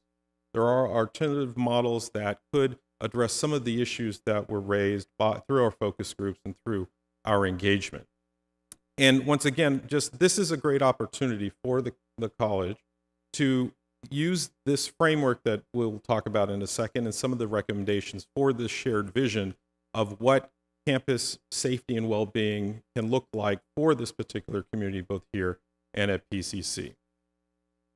A little bit about our scope and approach. I'll just go through this very briefly since we've talked about it before. Our primary method of getting perspectives was actually interacting with people in focus groups. Our opportunity to ask questions, to get feedback, to explore, to have discussions, to go further develop if there was a particular incident and things like that. And we were able to hold approximately 11 of these virtual focus group sessions. But of course, we were limited because of the conditions of the pandemic. And that sort of limited our ability to have that interaction. We did have 3 on-campus sessions, and we did do in-person visits to make sure we had some interaction and actual visualization of what the layout of the campuses were and those types of things. But what we also decided is that because we were limited in the primary method of engagement with the focus groups, that we should also do something online. And so working with Vice President Drinkwine, we did an online questionnaire. This was not a survey. This was not meant to be in any way a representative sampling, but simply as a supplement to gain even more insight into those who chose to respond. It was not a stratified sampling. It was not randomized. All of the things that many of you know are very important if you were going to have a representative survey. And then in addition, we also solicited and received email submissions and comments and thoughts on everything from safety to police to issues that, quite frankly, go well beyond what we expected. We also looked at a whole host of data, including data of crime, calls for service, policies, procedures, and then, of course, specific interviews and questions of people involved. And so this is what I'm going to go over is just our general assessment of the community perspectives, which were diverse across the student population, across the faculty, staff, and many others. In terms of what the questionnaire respondents had said, once again, this was consistent with what our findings were in the focus groups, that generally campus community members, and now once again, this is not just students, but staff and faculty, feel safe on campus. And you see some of the breakdown of some of the numbers based on self-identified race and ethnicity that are indicated up there. And then there was, of course, a spectrum of that. There were people who felt very safe, and some who did not feel safe or felt very unsafe. And then similarly, you can see there is a breakdown there as well. But what was also interesting is when we dug into what made you feel safe or unsafe about being at any of the campuses, COVID-19 was a main issue that came up. So the feelings of safety, once again, go beyond necessarily law enforcement policing, but can go to other things about feelings of well-being. Physical safety on or near campus, not necessarily because of an interaction with a police officer or because of an occurrence of a crime, but just their general feelings of safety, in particular parking structures, parking lots late at night, those types of things. And then once again, a very predominant theme in most of our interactions were the challenges that there are in people who are experiencing mental and behavioral health challenges, and many of our recommendations are oriented around that. And then unhoused persons on and around LBCC campuses, especially when they're in various restrooms and some of those challenges that poses. These are gets into a little bit more about why, specifically about police. Oops, okay. And contributing to feelings of safety. And I'm just going to go to the next one, and you can see that there are a variety of quotes about this, why that the police contributed to their feeling of safety and well-being. A lot of it has to do with their presence, the ability to respond quickly, the deterrent effect that they believe exists, those types of things that you would expect in some perspectives. But we also, and as you can see, those are the reasons that are listed there. But there was a significant number, and this once again is from the questionnaire, of those who felt that the police did not contribute to their feelings of safety. And while it is not, in terms of the numbers, as significant as those who do, we do think this is an important indication that there are some that predominantly are in the BIPOC community that do feel uncomfortable with the police. And why they feel uncomfortable with the police is very important to know and understand. And we tried as much as we could through the focus groups and through the questionnaire to find out why that was the case, because how could that be addressed? Generally, these are some of the quotes from the focus groups and some of the narratives that we received in the questionnaires. Much of it dealt with discomfort, and a lot of it has to also do with just the national conversation and the issues we're having in policing as general. And that's very important to recognize, because people don't leave those feelings at the door of going into the class. This is something that, as a community, we need to address, and we need to determine what are the best ways to address these issues, even if it is not the majority of the community who are going here. There were some who had mixed feelings, of course, it runs the spectrum, and that was something that we also saw and measured. But what was also interesting is that very few students actually had interaction with the police. Only about 8% of those who responded, and even during the focus groups, there were very few who had any direct interaction of those who we were able to contact and respond. Faculty and staff actually had much more interaction with the police, both the SSOs and the police officers. We'll talk about that in a second. And then those who had actually had very positive things to report about their interaction and their satisfaction of those services that were provided. But once again, very small number in that situation. We also looked at the crime. What this is just the reported crimes according to Long Beach Police Department over the course of the 3 years that you see listed there. The 2021 numbers were not available. These are the reported crimes that go to the FBI, as what's known as the Uniform Crime Reports. All crimes includes everything, including a vandalism, or it could be anything from a violent crime. It could be anything that would be considered a victimless crime, those types of things. Violent crimes are listed there. Unfortunately, there have been very low occurrences of violent crime on either campus. And then you can see that the property crime is also listed there. So fortunately, very relatively speaking, a low incidence of actual reported crimes where a police officer is responding and taking a report. We also looked at other activity.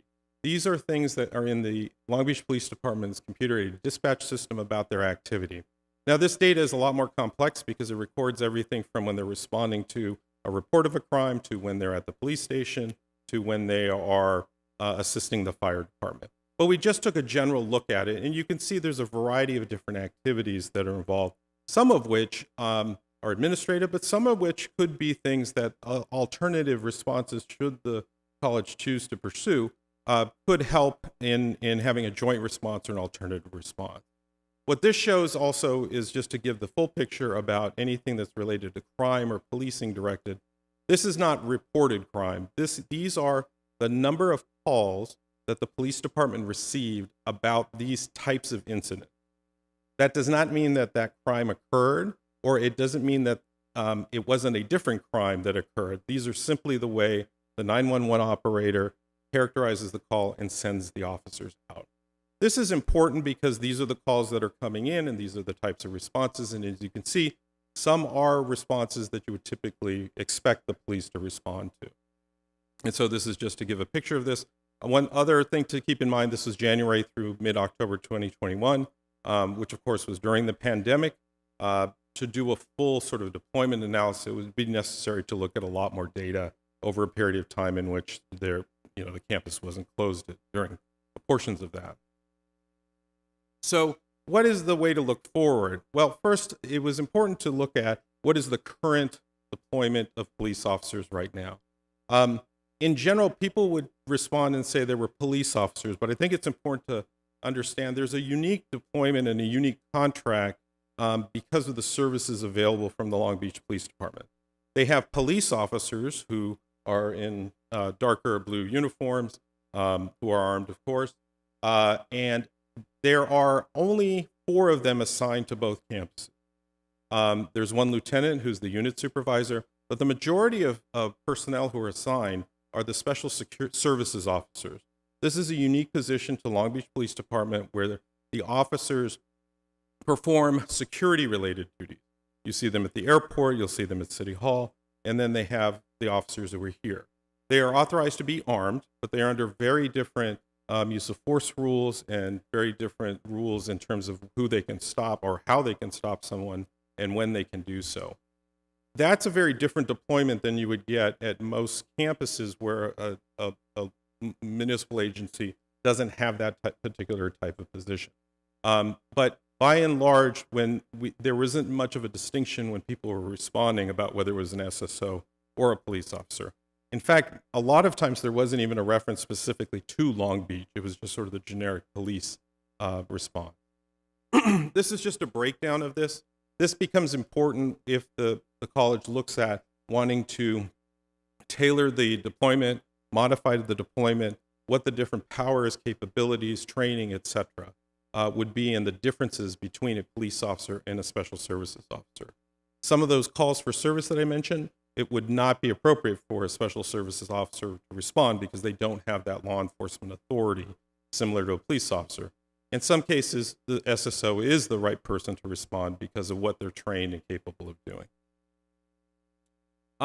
We also went through, and I won't go through this in too much detail, but obviously the question is before you of whether to extend the contract, renew the contract, or not have a contract at all with the city of Long Beach to provide the policing and the security services that they provide.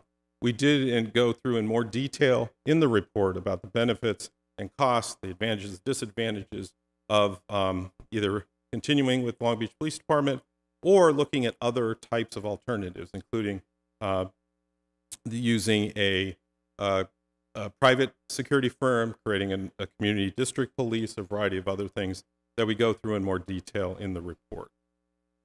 And then also, of course, what the disadvantages are in terms of costs and other alternatives and oversight, things of that nature. And then here is what I mentioned about looking at different alternatives and the analysis of that as we go forward. Now, in our recommendations, we tried, where appropriate, to assume whatever option that the college pursues, these recommendations are still things that should be pursued.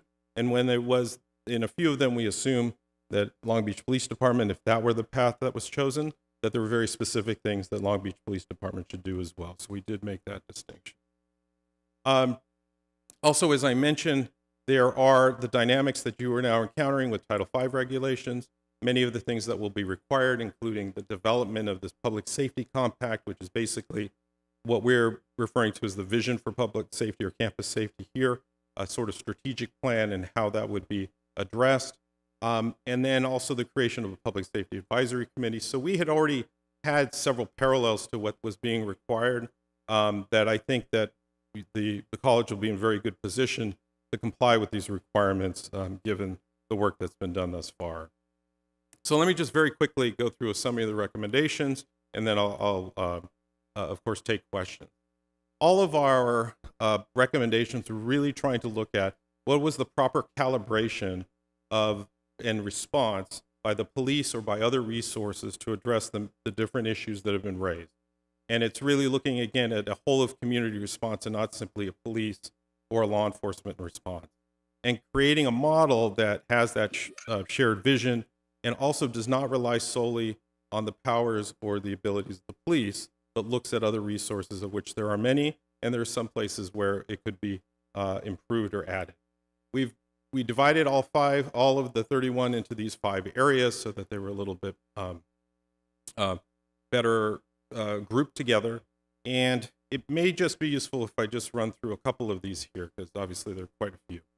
The main thing is having that shared vision, taking advantages of opportunities to build partnerships, mutual understanding, and having a systematized effort to have that community engagement, the connection between the police and all the other resources coming together to have an understanding of what public safety, campus safety, and well-being will look at here, with specific recommendations on formal mechanisms that could be put in place and other ideas to help strengthen that bond.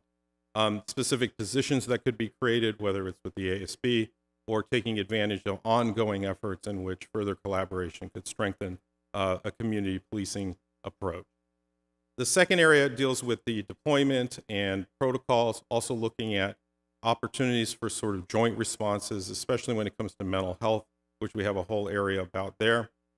And some different things that, based on the feedback that we received, making sure that the police are aware of the sensitivities and not coming across as being intimidating by their presence in certain areas and those types of things. Training, obviously, is a big part of this, but the key for this, I'll just mention, is not just the training of the officers, but the opportunities for joint training between members of the campus community and the police department, because not only does that help maximize and sort of act as a multiplier of the ability to respond, but it also strengthens the understanding and relationship. Community policing is all about relationships and partnerships, and the more opportunities to leverage that, it tends to be better for the community. In particular, as you'll see, there are very specific and important recommendations, we believe, on dealing with the challenges of mental health.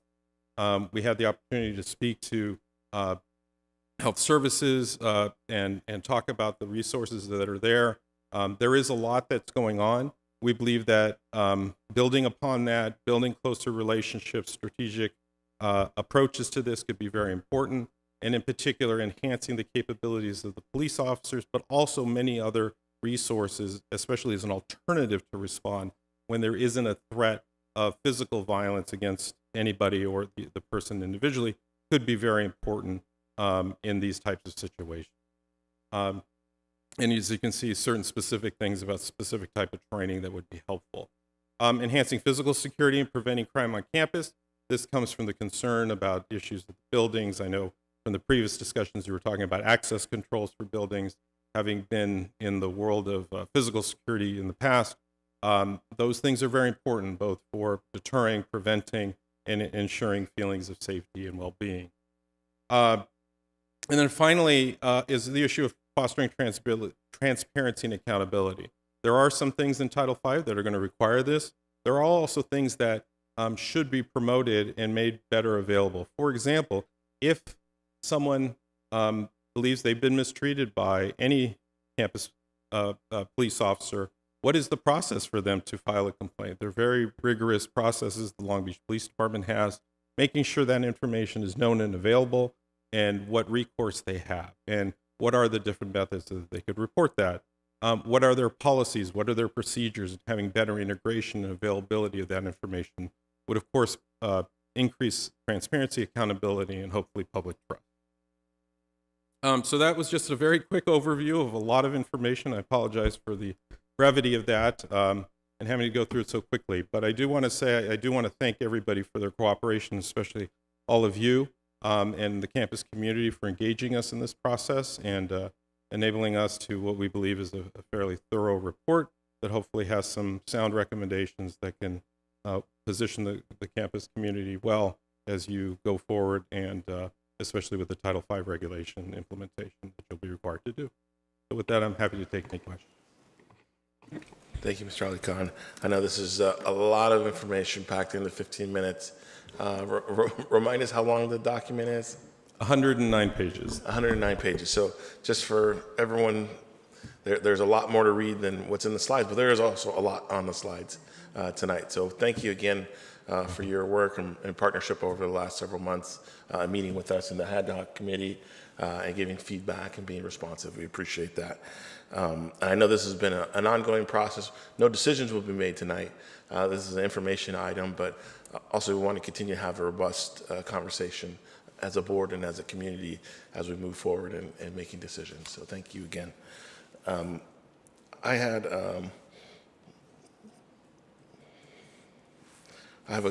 it's time for 5 minutes for a trustee question. So, all right, we'll go to Trustee Malauulu and then we'll go to Trustee Zia. I don't have a question. I just want to thank you again. And I would like to add that I appreciate you saying that it is an ongoing conversation, an ongoing discussion. I would like to somehow plug into that it is an evolving process even as we speak. So,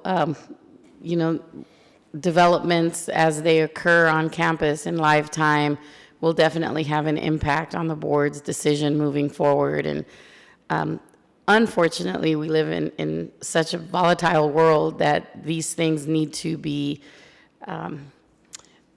very carefully scrutinized because public safety is an issue for everybody. And it's not just for employees on campus or students on campus, but it's also for the neighboring community.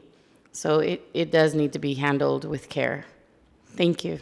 Thank you, absolutely. And I just want to mention, to echo your thoughts, public safety, campus safety is a very complex issue, which is why it takes a lot to understand the full context, why our report is fairly lengthy, is because there's no easy solution to a complex social circumstance. And in particular, one of our recommendations is to constantly be assessing the effectiveness, the campus sentiment, and the constant communication is so important because, as you mentioned, campus safety evolves. Situations change, feelings change, approaches change, and some things may be more effective based on what you've learned. And that's a very important recommendation that we have in the report. Thank you. Go to Trustee Zia. Thank you, RF. That was a great presentation. I did peruse your 112 pages as well. Just a couple of things. You mentioned the special services officers who are all armed. Did I understand correctly? Yeah. And one of the recommendations is to augment it potentially with unarmed officers, right? So I just want to make sure that they're represented by IAM, and I'm not sure if they had a seat at the table, and it would be prudent for us to include them. It's my understanding that they weren't given the opportunity to opine, so perhaps in the next steps, that would be great if you could include them so this process will be fully inclusive. I do want to express that whatever recommendation comes back, and it looks like July to August, I'm in full support of having public safety on the campus. And then also, if we're going to augment SSOs who are unarmed, I would like to have parity in their pay. So I don't want any pay to be docked just because on the other auspices that they're going to be unarmed. Just my perspective, I think we need to be both inclusive and also keep in mind pay equity for all officers. I'd be curious to see what the fiscal side would look like. Is that something that's going to come back to us in July to August, and what we're looking at as far as the contract is concerned, since the contract is up in September, and what are some of the recommendations you have on that front in case it's a little bit too tight of a time frame. If you can speak to that, I'd appreciate it. Or perhaps Superintendent President Munoz. President, please. Thank you. I'll try to respond to some of the things that I heard, and if I didn't capture everything, trustees, just let me know, and if I need to get you more information offline, I will do so. So I think some of the things that I heard is around the classification for SSOs. So to be frank, there's been no determination whether or not at this point in time that is the right classification or another classification. It's, I think, a recommendation that it's an area that needs to be explored. So from my takeaway when I hear this presentation, and I've heard other presentations as well, is when you look at the types of services and the requests and the calls that are coming in, the majority of those calls that are coming in don't require an armed response. And so I think what will happen is we will need to have a conversation of whether or not we believe as a campus that that is the right size classification for those types of interactions. So my intent would be, now that we have these recommendations, is to convene a work group meeting of campus leadership to review these recommendations and have some of these, what I would like to just frankly call them decision forks, right? Look at some of these different decision forks to come up with basically some recommendations that can be used in the contract negotiation process moving forward. Now, I want to be very transparent. We are in the middle of summer. Faculty are off contract. So I want to be sensitive that we may not be able to unpack all of these recommendations in the next 2 months before the September renewal. So I've already had some preliminary conversations with our contact at LBPD, and one of the things that we may want to consider, and again, I'm not committing to anything in this moment, but just to kind of frame what the future could look like, is a work group this summer, and let's try to see where there's immediate consensus. Those items that we reach consensus on, to begin to work with LBPD on the contract renewal around those items. And then things that might require our campus to have more further discussion, then I think what we would do is we would probably try to work with Long Beach PD in maybe saying, okay, we're going to approve a contract extension for 1 year while we work through some of these additional issues, so that we can have, the right-sized contract that we really need. And so I think that's how I'm envisioning the next set of steps. So again, just to summarize, first step would be to convene a work group this summer that would engage faculty, classified staff, administrators, to begin to unpack some of these recommendations, areas where there's strong consensus and not much debate. We can then begin to work already with Long Beach PD around some of those items. Areas that would require further discussion, we may have to punt that to the start of the semester and then just work with LBPD in a potential contract extension while we work through some of these issues, because realistically it may be different. And like you mentioned yourself, it's a 120-page document-ish. Right? We might not be able to get through all the items before September, especially given that we're off contract, and we want to make sure that we are respectful of our shared governance processes here as well. So is that helpful, kind of clarifying a little bit? Yeah, thank you so much. And then if we can make sure IAM has a seat at the table. IAM representing the SSOs. If I could just mention, we did speak to many SSOs directly. We did not meet with any of the collective bargaining associations, because we recognize a lot of this depends on what the board, what the college decides to do. And then there would obviously be work about whether any of those choices have an impact on wages, hours, and working conditions.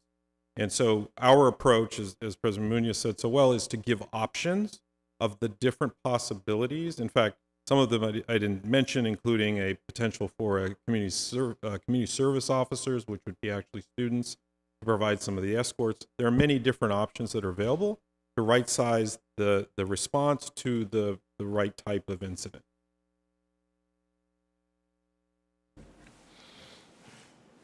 Thank you. Any other trustees? Well, thank you again. I know in our discussion, this concludes our engagement with 21CP.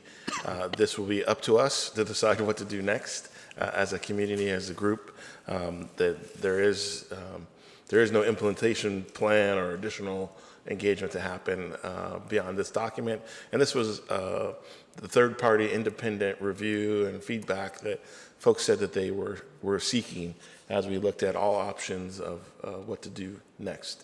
But again, no decision has been made, but this we'll conclude our engagement. And thank you again for your professionalism and work that you and your team put together for this document. And I think it's going to take some more time for us to digest it all. So, All right. thank Well, you thank you again. very much. Thank you. Appreciate it. We're now moving to our next agenda item, 6.3. This is the 2022, 2026, get my years right, strategic plan. This is a presentation for 15 minutes with an opportunity for 25 minutes of question and answer from the Board of Trustees. The Strategic Plan Oversight Task Force Tri-Chairs, Jennifer Holmgren, Director of Planning and Administration, Tri-Chair Suman Mudanari, Academic Senate President, and Faculty Tri-Chair CC, I'm getting names wrong, but we have Jennifer Holmgren, Suman Mudanari, CC Sadler, Heather Van Valkenburg to co-present on our updated strategic plan and components document. So I will hand the baton to CC. Good evening, Board President, Board of Trustees, Superintendent President, Vice Presidents, constituency groups, and community members. As you can see from the slide, myself, Suman, Jennifer, and Dr. Van Valkenburg will be presenting to you tonight on the 2022-2026 strategic plan. As a reminder, the college's strategic plan is our North Star, providing the college with long-term direction. The strategic plan document includes mission, vision, values, measurable themes, goals, and strategies that all areas of the college will be working to accomplish in the coming year. Previously, the college developed the plan every 6 years, but in an effort to ensure that the plan stays relevant, the plan was reduced to a 4-year plan through the participatory governance process. So before we get into the details of the new strategic plan, we wanted to provide a brief update on the progress for the current plan, which is 2016 to 2022 strategic plan, which is expiring this month. You can see the 4 goals for this plan listed on the slide, and we measured the progress on achievement of these goals through success outcomes related to 5 key milestones: connection, entry, progress, completion, and transition. So I'm now going to pass the presentation to Dr. Van Valkenburg so she can discuss the progress on the existing plan's success outcome. Great, thank you. We've historically provided these tables to you in January, which we didn't do this past January because we're providing an update on the new strategic plan, so they may look familiar to you. But this is the area on connection where we're looking at students and their first connection with the district. And so you can see, for example, focusing on the conversion of applicants who ultimately enroll, we can see we're making progress on that goal of 45%. This is excellent, especially in light of the disruptions caused by the pandemic. Similarly, for the service area seniors who ultimately enrolled at the college, we are making good progress towards our goal of 28%. Again, this is another area that was disrupted by the pandemic, so it's great to see progress in that area. Then for students who come in ready for transfer level math and English, we've exceeded that goal of 35% by quite a bit. And that's due to the hard work from our faculty in math, English, and reading in response to Assembly Bill 705. Moving on to that sort of first year milestones that we were looking at, we can see in that first row that the college fell below the goal for the percentage of students who get a student education plan at entry. However, in contrast, we see we exceeded our goal already of 27% of students who are receiving that comprehensive educational plan at the end of their first year. And in fact, these are actually related. These opposite results are related. So we analyzed the relationship between those short or abbreviated educational plans that students get at entry and the comprehensive full-length educational plans that students get within their first year, and found that student achievement and persistence and other outcomes was higher for students who got those comprehensive educational plans that mapped out their full path to their educational goal, and that when they got an abbreviated plan, it really made little difference in those outcomes. So strategically, the counseling department redirected their focus on increasing access to comprehensive educational plans rather than abbreviated plans. And so this is really for the benefit of our students. And so this is just a great example of how we really are responding to the needs of our students over perhaps some of the goals that we had set in the past. Finally, for that third row, we can see we're making good progress on completion of both transfer level math and English within that first year. Moving on, so this is really that momentum towards completion, and you can see for both students attaining 30 units within 2 years, which we would expect for our full-time students, and 4 years, which we would expect for our part-time students. Both cases were exceeding our goals of 13% and 26%. So, yay. And this is my final slide where we're really looking at that completion and transition metrics. And we combine the attainment of degrees, certificates, as well as transferring as one combination. And we looked at it time bound within 3 years, which we would expect for our full-time students, and 6 years, which we would expect for our part-time students. We still have some opportunities here for growth, which is definitely something we'll be focusing on with the next strategic plan. And again, I'm just going to touch quickly. I know we'll go over it a little bit more later in the presentation, but the success outcomes in our new strategic plan really include leading and lagging indicators to really help guide the college in understanding progress on these key student achievement outcomes, including degree attainment within a time-bound measure. And in that way, we're really, responding to be inclusive, supportive, innovative, and synergistic, designed to lead our students into the next level here at LBCC. I'm going to pass this over to Jennifer to give us more detail. Great, thank you. And I'm going to move this up just a little bit. And so just as a reminder, I know we've covered this before, but the Strategic Plan Oversight Task Force, which is also known as SPOT, was developed by our College Planning Council in alignment with Administrative Procedure 2510 to lead the development of the strategic plan. And so throughout this past year, we shared at previous board meetings the many ways that SPOT worked to gather broad constituent group input and feedback across the college. We reviewed and analyzed data, including a review of the progress on the current strategic plan metrics that Dr. Van Volkenberg just shared, and developed and vetted the plan draft. The final draft was presented to the College Planning Council at their May meeting and was approved. And when we say that the plan was approved by the College Planning Council, we wanted to provide some clarification on what that means. Because the strategic plan document is more than just the strategic plan itself. It also includes the mission, vision, and values, which describe the long-term scope of LBCC, our purpose, what we value, and a high-level summary of what we envision for the future. A mission and values work group of the SPOT spent a considerable amount of time drafting updates to the mission, vision, and values prior to them being vetted through the participatory governance structure. The updates to these components are proposed to you today since they were reviewed and approved by the board. So even though you see them in the strategic plan attachment, they're still in draft form. The strategic plan themes, goals, strategies, and success outcomes are the other components of the document and comprise the 4-year plan that we will implement from 2022 to 2026 to achieve the mission, vision, and values. These are the components that were approved by the College Planning Council. And so for the rest of the presentation, we're really excited to share with you all of the components of the strategic plan document. And we're going to start with the proposed mission statement. So you can think of our mission statement as the why we exist, what our purpose is at Long Beach City College. And our current board-approved mission is listed on this slide, followed by the proposed revisions that were vetted through our participatory governance structure. The proposed revisions make our mission statement more robust by describing what we are, that we are not only committed to providing equitable learning and achievement, academic excellence, and workforce development through our programs and services, but that we are also committed to empowering our students to be active, ethical participants in their learning and in democracy for the betterment of our society and world. LBCC has never had a vision statement in the past, but the mission and values work group, SPOT, and CPC felt it was important to include this addition to our mission and values to communicate in a concise way what we hope our college will achieve and become in the future.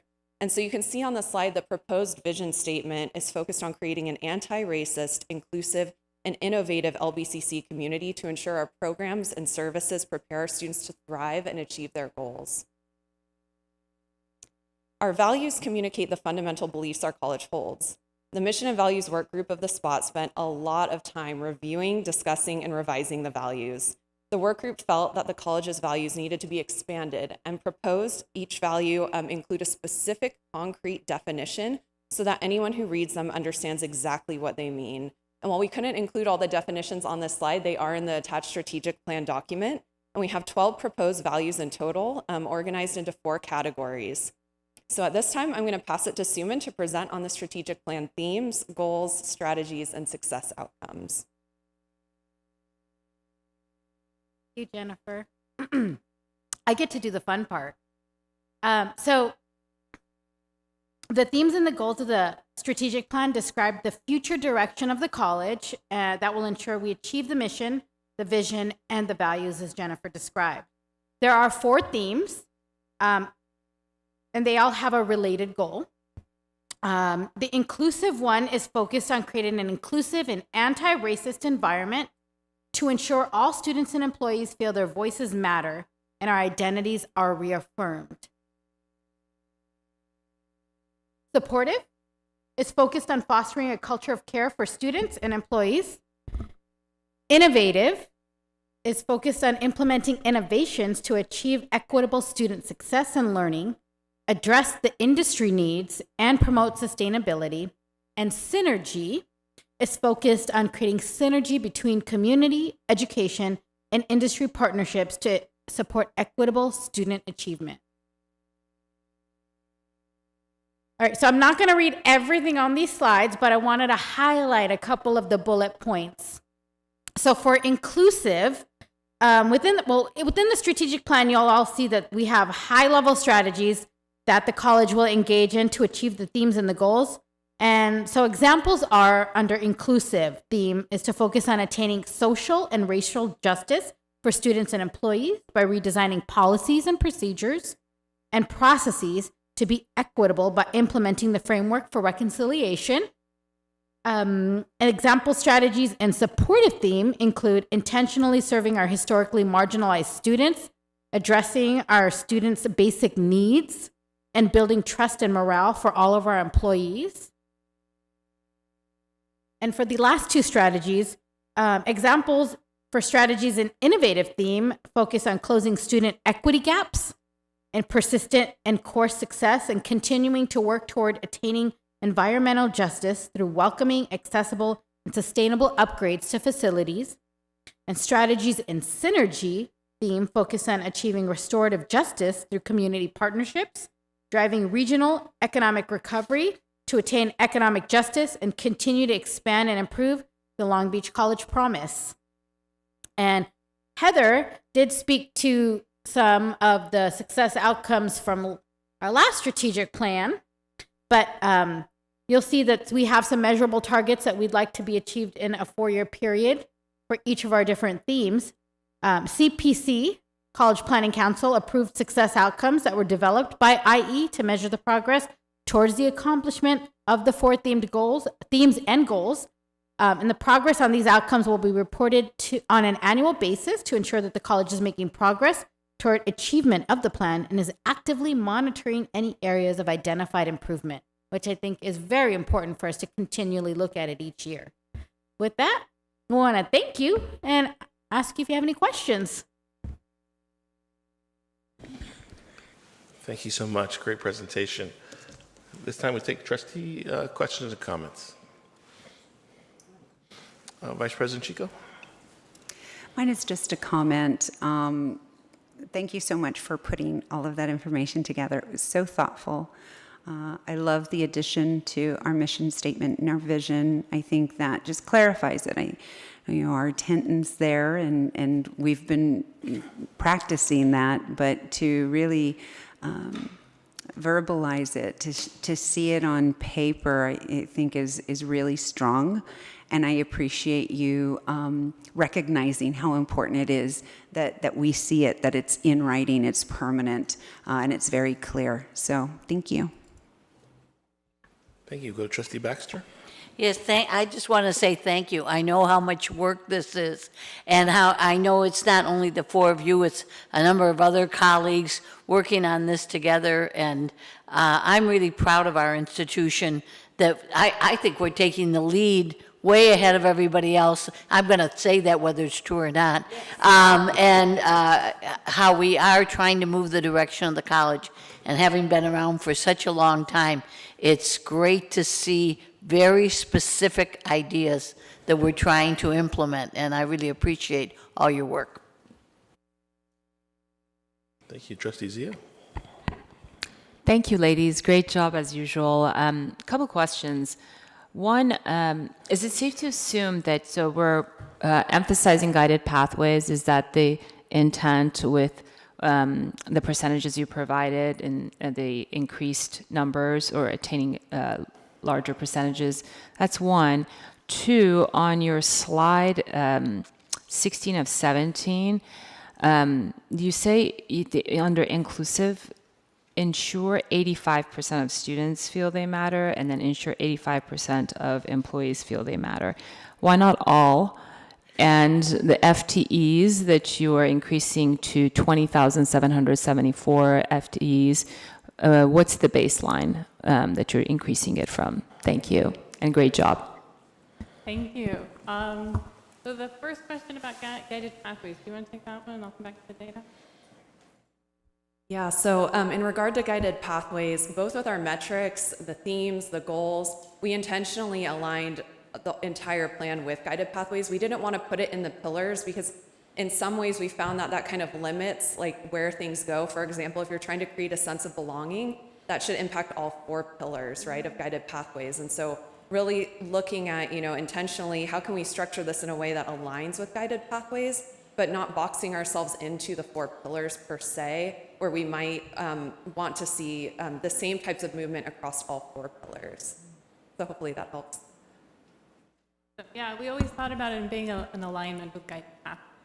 And so, yeah, with the inclusivity, so we set that goal because the places that we're landing at now is lower than that. And so we wanted to be something realistic within 4 years to actually have targets that we're working towards and achieving. And that goes the same for the FTS as well. And so we haven't finalized our numbers for this year. So VP Drinkwine, do you remember off the top of your head where we are with that? We're a little, at least the estimates were a little above 16,000 and some changes. The last one I saw as of unless it's gone up or down for last school year. The P2 2021-22 is about 17,600. When I do my presentation, I'll actually identify the exact number, but it is about 17,600 as of P2. So that doesn't include any additional decline into the 2022-23 year. Thank you. Great. And the other numbers for the enrollments, for the non-credit, and do you have the baselines for those? I don't have the baselines off the top of my head. One of the things we are going to do with the strategic plan and operationalizing it is establishing on the web page, we're going to develop a website for it and include sort of where we are at and where we're going to be going each step of the way. So just like Suman had mentioned, each year we're going to revisit these metrics. We're certainly going to bring progress back to the board. We're also going to have that on our web page so we can actually see, everyone can see, where we're at. Dr. Munoz. I was going to just say part of this strategic plan and some of these metrics and discussions will happen at the board retreat in August. So your feedback will be taken in and we can bring some of that baseline data when we have that conversation around some of these metrics in more depth at the board retreat.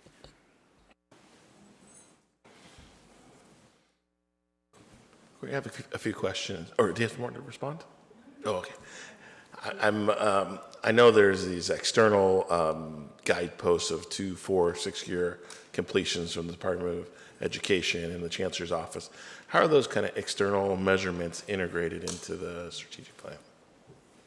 Yeah, that's an excellent question. So we're actually going to be working over the course of the summer. So these are these key high-level metrics that we'll look at with the strategic plan. But of course, there's a lot of information here that we also have to look at data-wise that is not listed out here. And they feed into that information as well. So we'll actually be working over the summer with the VPs to really create sort of a structure focus in terms of those data elements that are external facing. And they can include things, for example, like you're mentioning the Vision for Success goals, the Aspen data goals, goals for maintaining our Seal of Excellencia, because that's a 3-year award, so we want to make sure that we're maintaining goals for that. So all of those external elements, as well as the internal goals that we set for ourselves, all of that combined will be things that we'll look at. And we'll look at it at different levels and at different steps so that we can make sure we're really seeing those leading indicators and can make changes quickly, as well as looking at those long-term lagging indicators to see, okay, are we landing where we want to land or not?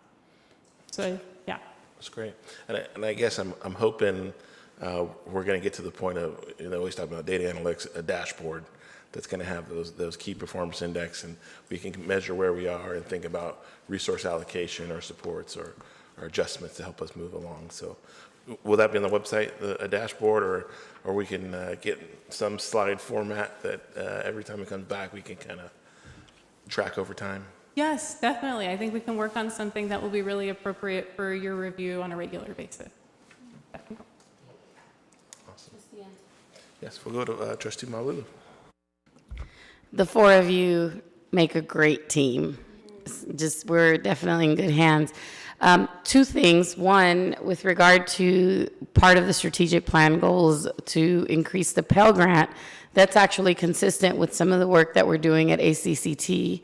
And I'm not sure if you're aware of it or not, but the Advocacy and Public Policy Committee of ACCT, which I was voluntold to be on, is making really great strides in that in terms of coordinating with other states to make sure that we lobby hard and that we bring something home. We don't just want to talk about it, we want to be about it. So I think that that'll be very consistent. And I'll share some information too later in my board report. I also, Dr. Van Valkenburg, am going to call you out because if your ears were burning this past weekend, it's because Dr. Webb and Dr. Christian from our accreditation team spoke very highly of you and Dr. Munoz. I was at ACCT conference this past weekend, and when they found out, I was the only one there from LBCC, and when they found out I was with LBCC, it was before I had read the accreditation final remarks from Dr. Munoz, but they made it a point to come up to me and just say what an outstanding job you did and how happy they were. So not to take away from the rest of you, because I know that you all contributed tremendously to accreditation, but because you were the accreditation liaison, the chief officer, I hope you sleep well tonight knowing that they really spoke very highly of you and our executive team. So thank you, because whatever you did with accreditation, I know you're doing with the strategic plan. So thank you all. Great. Thank you. Thank you, everybody. And this feeds into our upcoming agenda item 7.2 to adopt the strategic plan. So we'll have a little more discussion in a bit. But thank you again, everyone, for your presentation and information tonight and all your work to help make Long Beach City College a great place. Thank you. Moving to our next item, 6.4, is tentative budget presentation for 2022-2023. This is an information item, but presented by Vice President Drinkwine. Thank you so much. So tonight I will be presenting to you the tentative budget for the upcoming budget year. We will be reviewing the alignment with board goals, priorities, the strategic plan, Then I'll go into an overview of the state budget. We'll talk about the BAC planning assumptions. And then we're really going to look at our FTES history because that's so critical in projecting our revenues, as well as taking a very deep dive into the unrestricted general fund. So when we look at our alignment of our budget with our strategic plan, with our annual planning cycle, all of that is really critical as highlighted by the recent accreditation. We've done an excellent job in the past and will continue to do an excellent job in the future because all of that planning does influence and affect the budget, and the budget is aligned.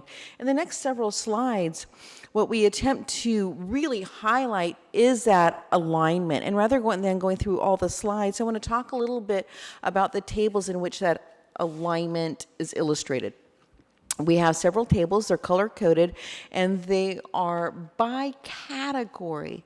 And thanks to Dr. Van Valkenburg and her team and Jennifer Holmgren for helping us assemble these charts that really show that strong alignment. So when you look at these, you'll be able to see highlighted resource allocations. It is not all-inclusive, but highlights of programs that are either new, have a tremendous amount of interest, or frankly have a tremendous amount of funds invested in them. And so you can see which of these priorities and board goals relate to that resource allocation. And so starting off with strong workforce, you can see how it aligns with 5 of those. And I would invite you to peruse those more in depth. We provide several charts that show that very strong alignment. One of the challenges that's an ongoing challenge is a lack of concrete information when we construct our budget. The governor's January budget is the primary driver of our tentative budget, due primarily to timing. You can see in this cycle that the May revision, which really reflects the governor's final proposal before it goes to the legislature, isn't released until May. And we've already been in budget development for several months. So when we talk about what's contained in the tentative budget, you'll see some of the major components of the May revise, such as the COLA. You won't see some of the other proposals because those other proposals are still in negotiation. Well, we now know that the state has enacted a state budget. Unfortunately, we also know that that state budget is a placeholder budget, similar to what they did at the beginning of the pandemic when they weren't sure what was happening with the economy. The legislature liked it a lot that they got to pass a budget that gave them spending authority and allowed them to still collect their paychecks, but put off some of those really challenging decisions. So when I start talking about the state budget, there'll be a couple of areas where I'm really glad we did not project the revenue because it's still up in the air. So you'll see when we come back to you in September with the adopted budget, hopefully by then, those issues will have been resolved with the state budget, and that will be reflective not only of our year-end closing for the current year, but also really showing some settled information from the state budget. It's also important to know our history of COLAs, that as indicated by the orange shaded areas, there are times where the state chose to not fully fund the COLA. There are other times where the state tried to make up for it, and most recently you see that happened just this year. We got a 5.07% COLA, which was in essence to repay us for the lost COLA from the prior year. That represents the compounded 2-year rate. But similar to other time periods when we've had economic downturns, the state has chosen to not fully fund the COLA. So when we look at the state budget, there's been some great news.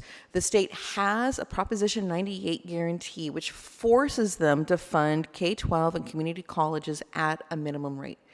And so since they have such an improvement in the economy, we get to benefit. Some of the proposals contained in the May revise, we can bank on. Some of the proposals we could not, and again, because we now know what's currently in negotiation, which hasn't been settled, are some of the big ticket new items. So the good news, we got the 6.56% COLA.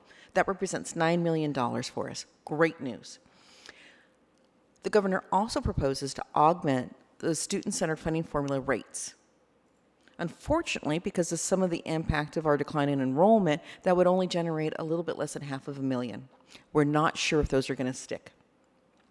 Growth doesn't give us any funding because we're shrinking, not growing. And we do continue to estimate, as we do every year, 0.5% of a deficit factor, and I'll be talking a little bit more about that.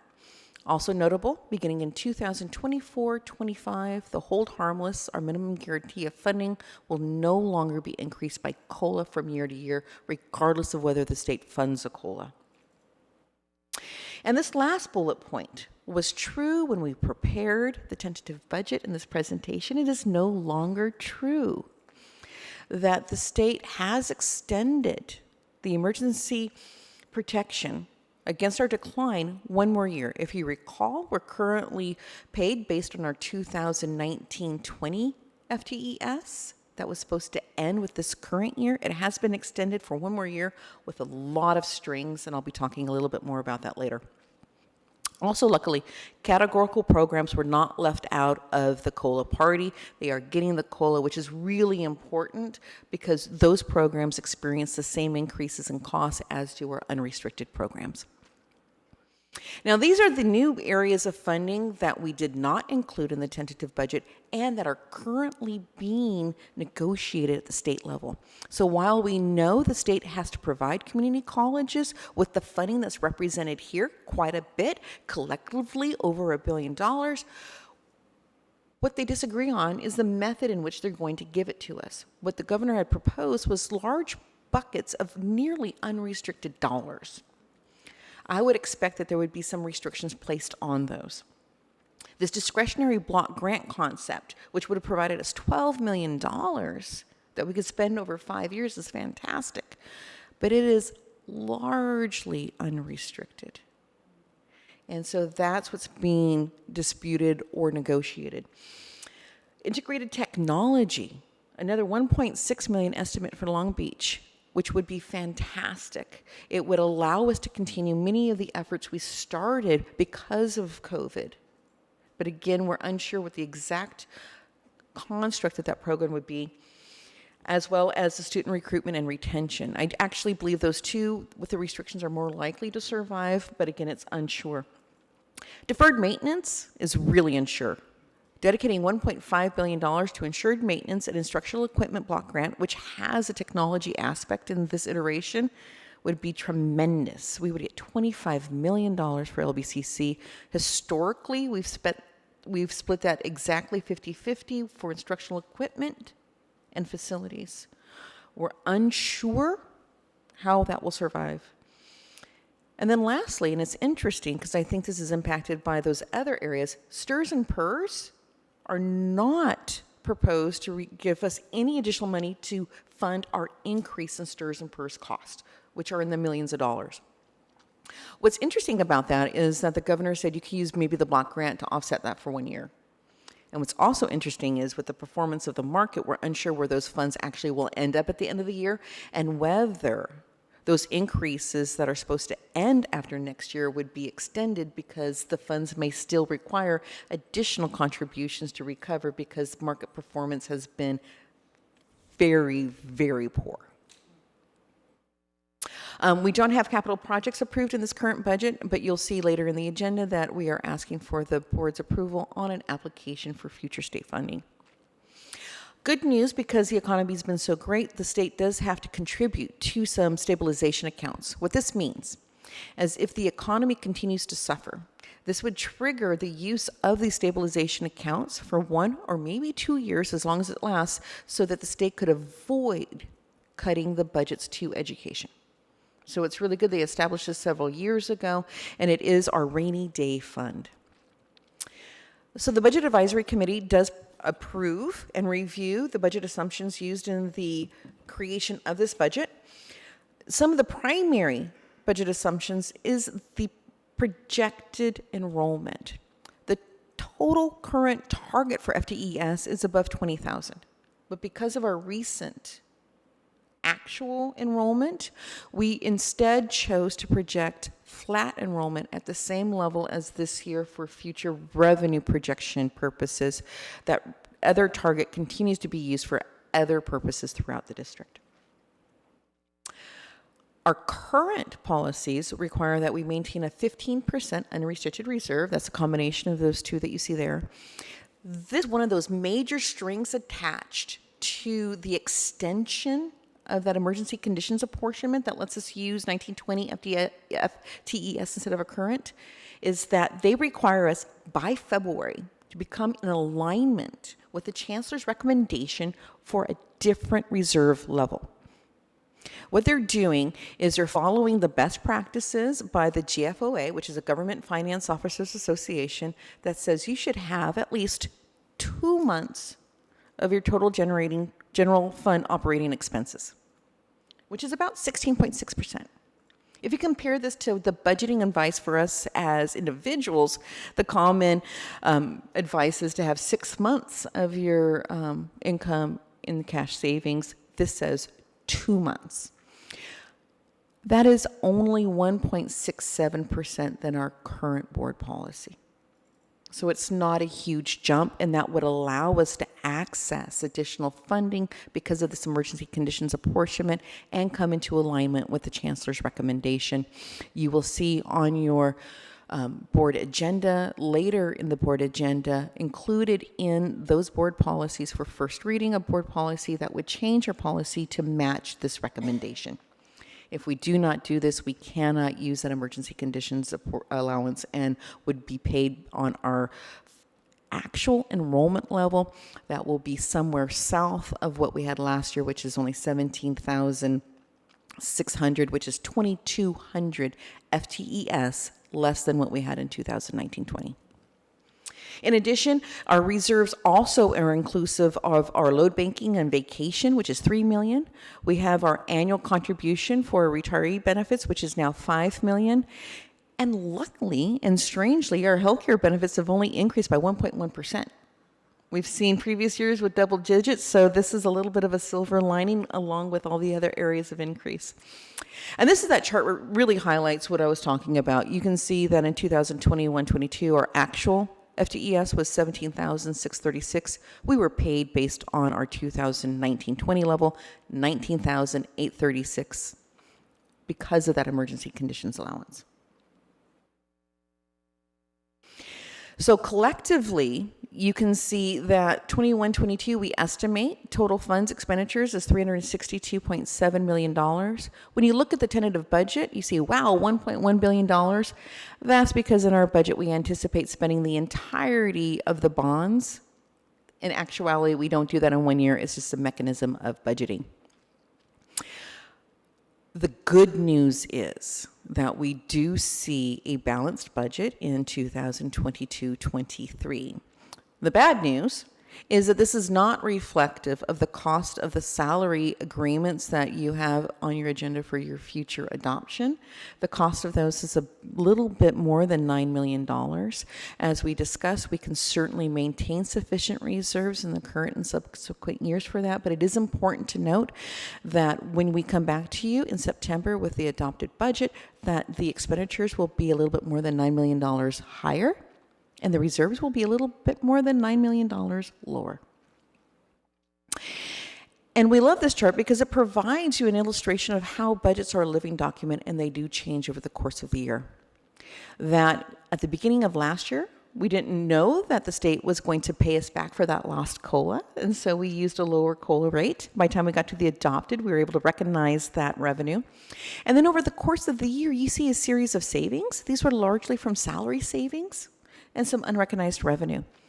I would expect that when we close our books in September, we will have improvement somewhere between $1 and $2 million.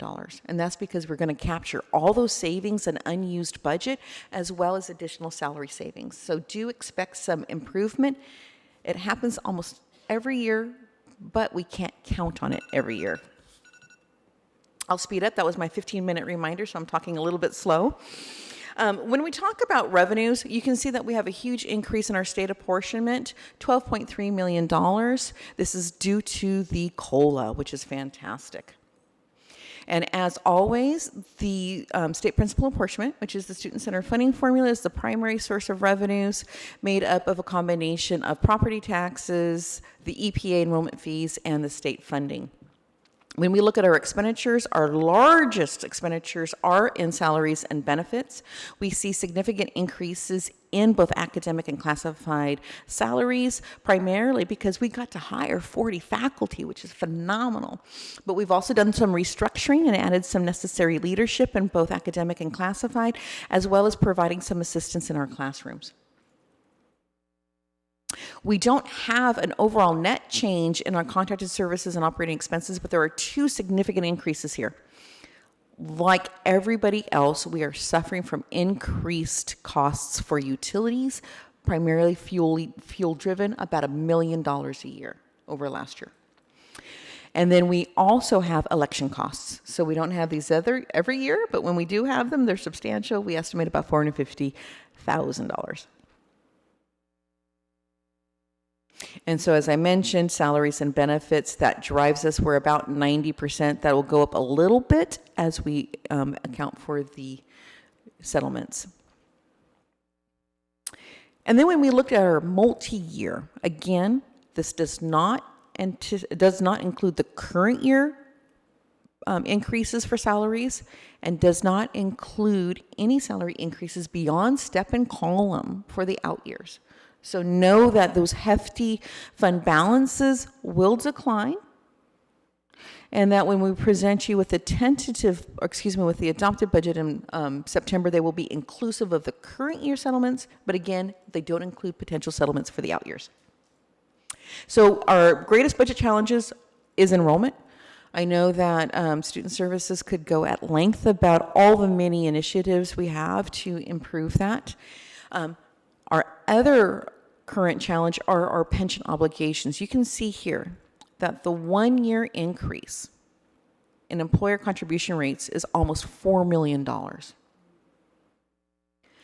We show the next 2 years having slight declines, but again, with the performance of the market, I would anticipate that those funds would need additional contributions to maintain their solvency.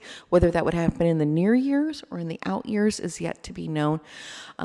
And also, we're waiting to see what the legislature does if they decide to redirect any funding from some of those proposed programs into funding that would help us offset some of those increases.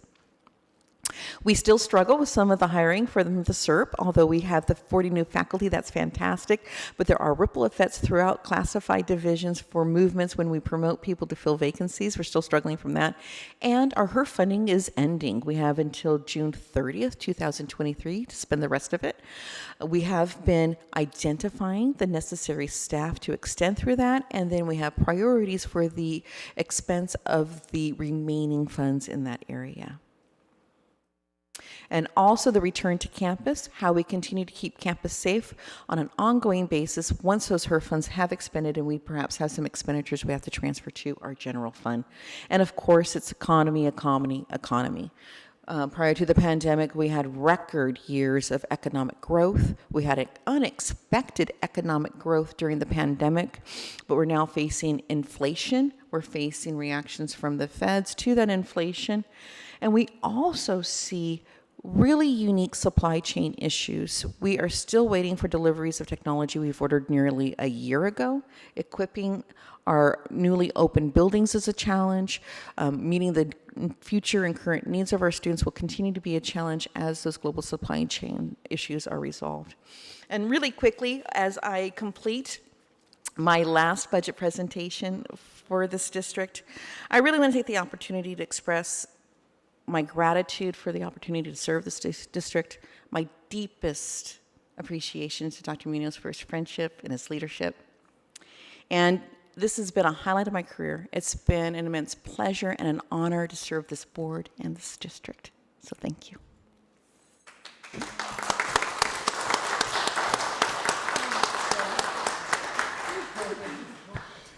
Thank you, Vice President Drinkwine.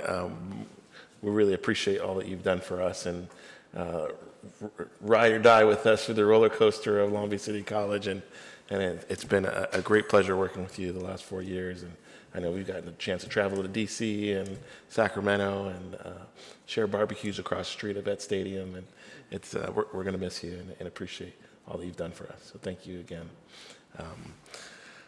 At this time, if there's any questions on the budget, I know there's a lot there. We can get into the Federal Reserve increase rates and recession projections and hold harmless and the HERF expiration. I know I am eagerly anticipating the negotiations that are happening right now at the state level. I just gave a budget presentation at work today that there's $97 billion, the second year in a row that we had a surplus, $300 billion overall state budget. And with Prop 98, we're going to get our slice, our share of the pie. But I know there's still negotiations are ongoing, and then this process will ultimately conclude right after Labor Day when we have our special budget meeting. Does any other trustees have questions or comments? Yes, Trustee Mahmoud. I don't want to cry, but I would like to thank you for your last report to the board.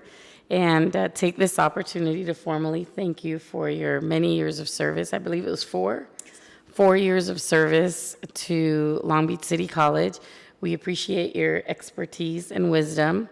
Thank you for answering my many, many questions, always being very patient with me. And when is your last day? My last physical day in the office is tomorrow. Okay, so I expect a full budget analysis, minimum 500 pages before you check out tomorrow with copies to everybody on the board. But thank you very much. And I know that you and I served together during some very tumultuous times, and you were always a consummate professional, and you were always one step ahead and able to anticipate kind of the direction of where things were going. So that meant a lot to me because it was my first time in a board leadership position. So I was learning and absorbing a lot of what you contributed. And while you were presenting, I was watching Dr. West's reaction. So someone earlier said you had big shoes to fill, and there you go. So since we're on the subject, I have a text that I'll share with Dr. Munoz from one of your colleagues at Riverside Community College. Basically, it says, "Our loss, your gain," regarding Raymond Chip West. Felicidades. And I said, "Is that a good felicidades or a sarcastic one?" And the person said, "Very good. I am upset, but the word isn't upset in there, that we're losing him. He's a doer, someone you can depend on. So we're going from one great to another great." So I hope that the transition is seamless and smooth, and that our district benefits from both of your many years of service in this department as CBOs, right? Is it CBOs? Yeah, okay. Thank you. And I'm not going to cry. I think it's the first time that I've been teary during a budget presentation. We've been teary during budget presentations plenty. Let me tell you, it's your turn. Thank you. Well, thank you again. No other questions or comments. We'll move on to our next agenda item, but thank you again, Marlene. Moving to Section 7, Board of Trustees. 7.1 is our monthly resolution on authorizing teleconference open meetings pursuant to AB 361. This is an action item that recommends the board adopt resolution 06222A, authorizing telecommunication open meetings pursuant to AB 361 as submitted. So moved. Motion by Trustee Baxter, second by Vice President Chico. Any discussion on this resolution? This is for a 30-day time period. Seeing and hearing none, can we have a voice vote? All those in favor say aye. Aye. Aye. All those opposed? Any abstentions? The resolution is adopted. Moving on to 7.2, this is our strategic plan. This is an action item. It's a recommendation that the Board of Trustees approve the Long Beach City College mission, vision, and values as submitted. This is a strategic plan 2022 through 2026. We need a motion. So moved. Second. Motion by Trustee Zia, seconded by Trustee Baxter. Any discussion on the document? It is attached, and this is a follow-up of the presentation we just had. Seeing and hearing none, all those in favor say aye. Aye. Aye. All those opposed? Any abstentions? The plan is adopted. Moving on to Section 8 is consent agenda. 8.1, any item may be removed from the consent agenda and considered separately if a member of the Board of Trustees so requests. A maximum time of discussion for removal is not to exceed 25 minutes. Is there any items from the consent agenda that we'd like to Yes, item consider? 8.3. Trustee Zia? What item? Item 8.3. 8.3 is our purchase order ratification. Any other items, any other trustees? Secretary Reese, are you able to get 8.3? All right, we'll be moving now to item 8.2, which is approval of the consent agenda. This is an action item that will need a motion to adopt the consent agenda except for item 8.3. So moved. Motion by Vice President Chico, seconded by Trustee Baxter. Any discussion on the consent agenda items as presented? Seeing and hearing none, we'll go to voice vote. All those in favor of adopting the consent agenda, please say aye. Aye. All those opposed? Any abstentions? The consent agenda is adopted.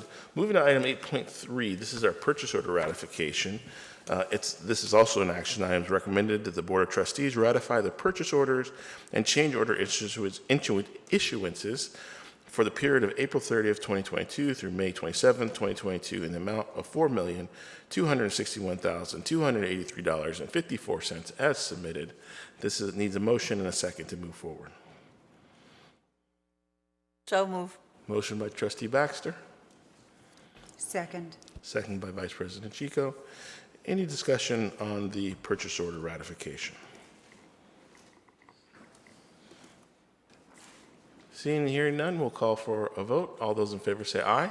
Aye. All those opposed? Any abstentions? Aye. And the purchase order ratification is adopted. Moving on to section 9, human resources. 9.1, employment contracts. We only have a few tonight. This is an action item, and we have 1, 2, 3, 4, 5, 6, 7, 8, 9, 10, 11, 12 employment contracts, all in item 9.1, and I need to read out each of these. So this is an action item that recommended the Board of Trustees adopt the employment contracts as submitted. Please let me read them first before we take a motion in a second. For Dean of Student Equity, Sonia De La Torre Inez, for a term of July 1st, 2022 through June 30th, 2024, at a salary of $175,603. It includes, each of these includes salary, health and welfare benefits, and life insurance. For Dean of Science and Math, Moises Gutierrez, for a term of July 1st, 2022 through June 30th, 2024, at a salary of $171,738. Nicole Glick, Dean of Language Arts and Communications, for a term of July 1st, 2022 through June 30th, 2024, at a salary of $166,735. Kenna Hillman, Dean of Academic Affairs, for the term of July 1st, 2022 through June 30th, 2024, at a salary of $166,735. Janae Hun, Intern Dean, Visual Performing Arts and Cultural Programs, for a term of July 1st, 2022 through June 30th, 2023, at a salary of $149,680.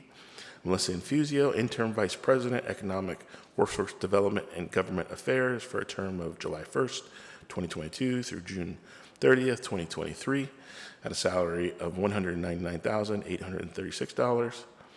Deborah Miller Calvert, Interim Dean of Student Affairs, for a term of July 1st, 2022 through June 30th, 2023, at a salary of $142,553. Anthony Pagan, Interim Dean of Applied Technology and Culinary Arts, for a term of July 1st, 2022 through June 30th, 2023, at a salary of $161,880. Jorge Reyes, Director of Soccer Operations for men and women's teams, for a term of July 1st, 2022 through June 30th, 2024, at a salary of $110,404. Randy Tutorp, Dean of Kinesiology and Athletics, for a term of July 1st, 2022 through June 30th, 2024, at a salary of $175,603. Heather Van Volkenberg, Dean of Institutional Effectiveness, from term starting July 1st, 2022 through June 30th, 2024, at a salary of $179,553. And last one, Raymond West III, Vice President of Business Services, for a term of July 7th, that's delayed, 2022 through June 30th, 2024, at a salary of $240,749. And there are designations of our 1, 2, 3, 4, 5, 6 new hires out of the 12, so about half are new folks. So I'll need a motion and a second. So moved. Second. Motion by Vice President Chico, seconded by Trustee Baxter. Any discussion on the employment contracts as presented? Trustee Zia? I just want to congratulate all of you. This is a very well-deserved recommendation. So good job, Superintendent President Dr. Munoz, for these great recommendations, and a big shout out to all the people who are being recommended, and I wholeheartedly support it. Congratulations to all of you.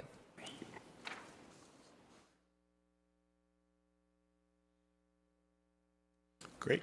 And all the documents are attached to our board document for anyone who would like to see any of the PDFs. No further discussion. We'll take a vote. All those in favor say aye. Aye. All those opposed? Any abstentions? The employment contracts are ratified. Congratulations, everybody. Moving on to item 9.2, tentative agreement, LBCCD and LBCCFA 2022-2023 reopener negotiations. This is an action item. It's recommended the Board of Trustees approve the tentative agreement between the district and the Long Beach City College Faculty Association as submitted. And we'll need a motion and a second. So moved. Second. Motion by trustee Zia, seconded by trustee Baxter. Any discussions on the reopener contract negotiations as attached? Trustee Zia?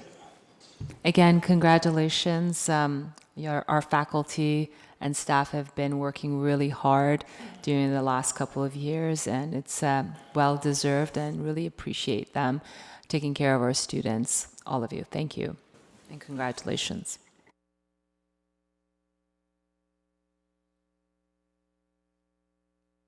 Seeing no further discussion, all those in favor say aye. Aye. Aye. All those opposed? Any abstentions? The ayes have it, and the contract is adopted. Moving next to 9.3, tentative agreement, LBCCD with LBCCE/AFT, our classified employees, for 2022-2023 reopener negotiations. This is an action item submitted. The Board of Trustees is recommended to approve the tentative agreement between the district and the Long Beach Council of Classified Employees/AFT as submitted. So moved. Second. We got a motion for Vice President Chico and a second by Trustee Baxter. I'm going to go with the tiebreaker over here to the left. And so we have a motion and a second, and this is presented, and it's attached as the tentative agreement for public review. Any discussion on the item as presented? Seeing and hearing none, let's take. I want to also congratulate the classified. Thank you. With that, let's take a voice vote. All those in favor say aye. Aye. Aye. All those opposed? Any abstentions? The tentative agreement is ratified. Moving to our last tentative agreement, this is with Long Beach, 9.4 is with Long Beach City College, Long Beach Community College District, and our certified hourly instructors. This is 2022-2023 full contract renewal negotiations. Attached is documented, but it's a recommendation that the Board of Trustees adopt the tentative agreement between the district and our CHI instructors as submitted. I'll So need a moved. motion in a second. Second. Motion by Trustee Zia, seconded by Trustee Baxter. Any discussion about the tentative agreement as presented? Seeing and hearing none, we'll take a voice vote. All those in favor say aye. Aye. All those opposed? Any abstentions? The ayes have it, and it is adopted. Moving now to item 9.5. This is our indefinite salary rates for district employees. This is also a human resources action item. It's recommended that in anticipation of any potential financial uncertainties, negotiations, legislation, or other factors of the governing board hereby declare that all salary rates be declared indefinite for the fiscal year 2022-2023 for academic employees by LBCCFA and CHI, classified employees represented by AFT, management team employees, and other unrepresented employees as submitted. I need a motion and a second too. So moved. Motion by Vice President Chico, seconded by Trustee Zia. Any discussion on this item? President. Yes, Trustee Baxter. I just want to commend the district for setting this up. Hopefully, we'll never have to institute it, but it shows very wise fiscal planning. Thank you. And for the general public, this is a declaration to permit the district flexibility to provide retroactive compensation increases without violating the California Constitution. Any other discussion on this item before we take a vote? Seeing and hearing none, we'll take a voice vote. All those in favor say aye. Aye. Aye. All those opposed? Any abstentions? The item is adopted. Moving to 9.6, exempt salary schedules effective July 1st, 2022. This is an action item. As a recommendation, the Board of Trustees approve the revised salary schedule effective July 1st, 2022 as submitted. And this is an action item. We need a motion and a second on. So moved. Motion by Trustee Baxter, seconded by Vice President Chico. Any discussion on this item?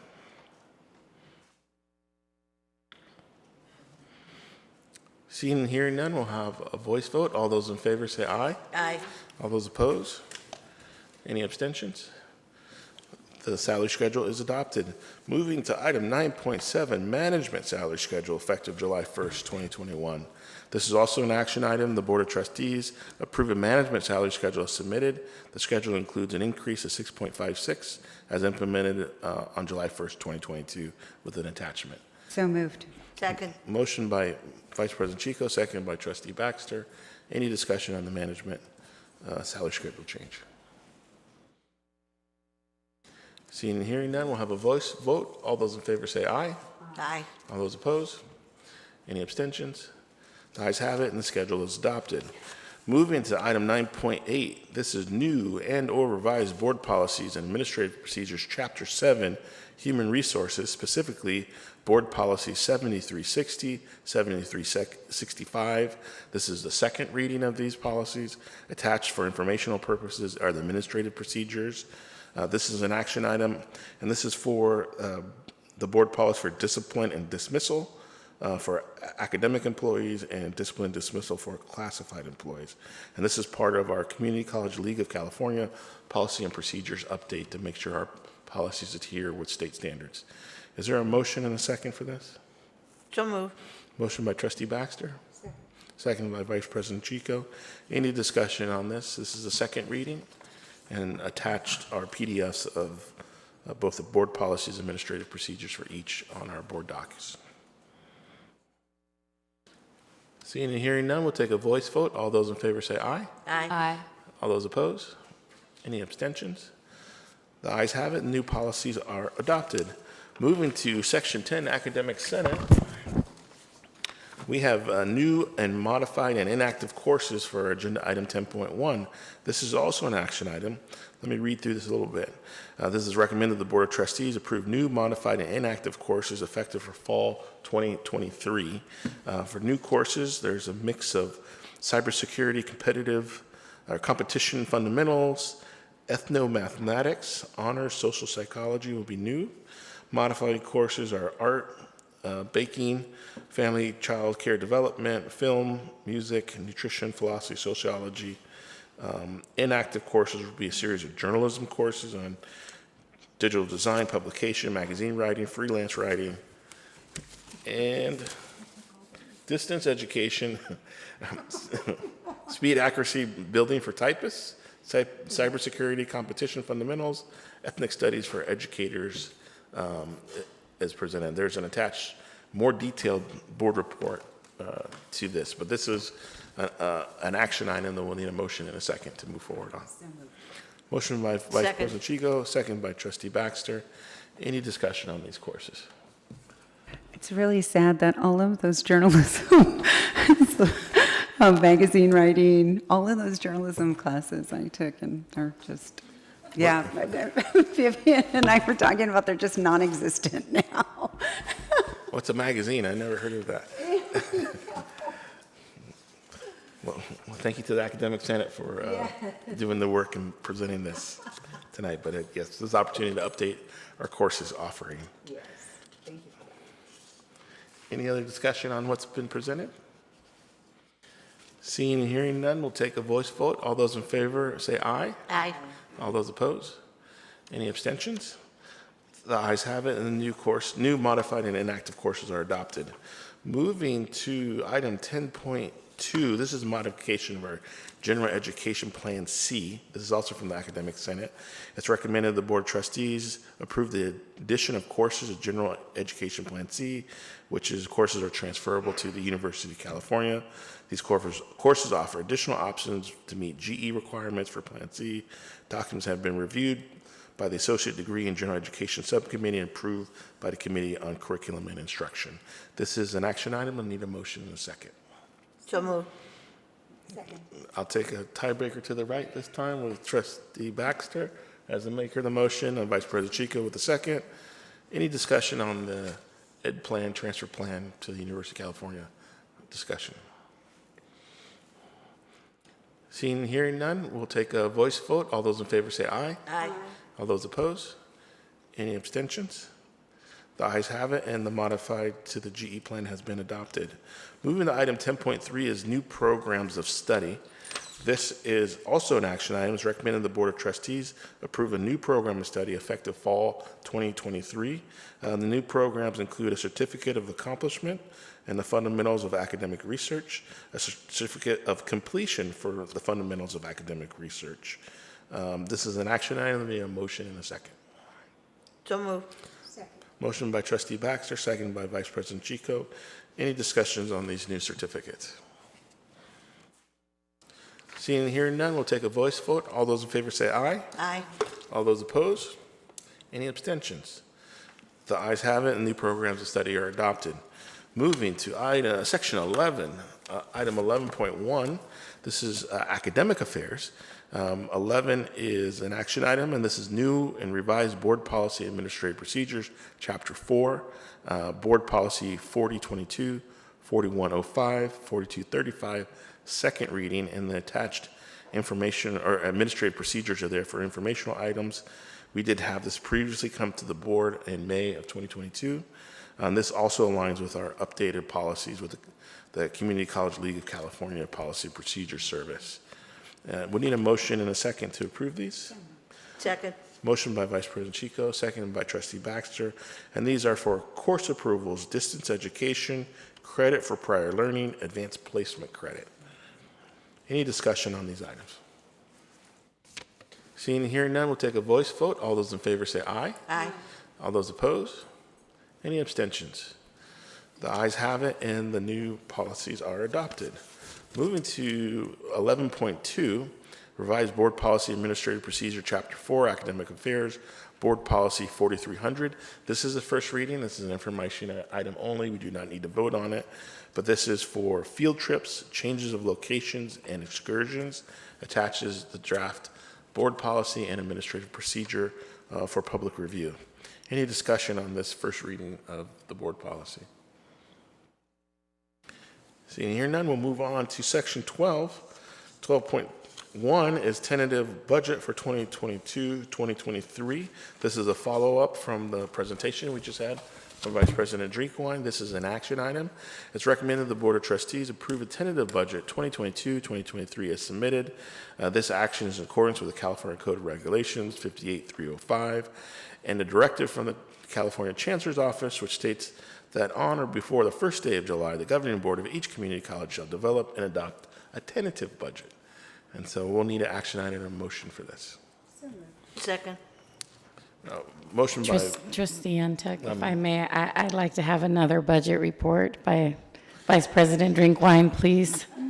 Are you asking for a special meeting tomorrow morning? Just one more to go over that tentative budget before we vote on that. Just kidding. Strike that from the I'm gonna record. rule that out of order. Thank you so much. Good idea though. So this is a hefty document is attached. It was for a public review and a follow-up from the presentation we had. So any questions on the tentative budget before we take a vote? All right. We'll do a voice vote. All those in favor say aye. Aye. All those opposed? Any abstentions? The tentative budget is adopted. Moving to item 12.2, resolution authorizing grant of easement to the City of Long Beach at the Pacific Coast Campus. This is an action item. It's an administrative business procedure. It's a recommendation of the Board of Trustees adopt resolution 06-2222E, authorizing a grant of easement to the City of Long Beach for the purpose of maintaining and operating underground utilities as submitted. A copy of the resolution is attached. And this is an action item. We'll need a motion in a second, Mom. So moved. Second, a motion by Trustee Baxter. Second. Second by Trustee Zia. Any discussion on the easement allowing for a utility corridor at PCC? Seeing and hearing none, we'll take a voice vote. All those in favor say aye. Aye. All those opposed? Any abstentions? The resolution is adopted. Moving to item 12.3, 2022 Construction Update Report. This is an information report. Attached is our construction update report with an annual update of district's construction activities. Do we have any staff presentation, or I know there's documents attached? That's correct. In past years, we would have presented to you a presentation. Our Senior Director of Facilities, Walter Johnson, and John Duong, the Director of our Bond Management Team, would have performed that presentation. But in light of the length of the presentations connected to this agenda, we instead provided you an in-depth report. This is important because you have several items following this report that are connected to our construction update.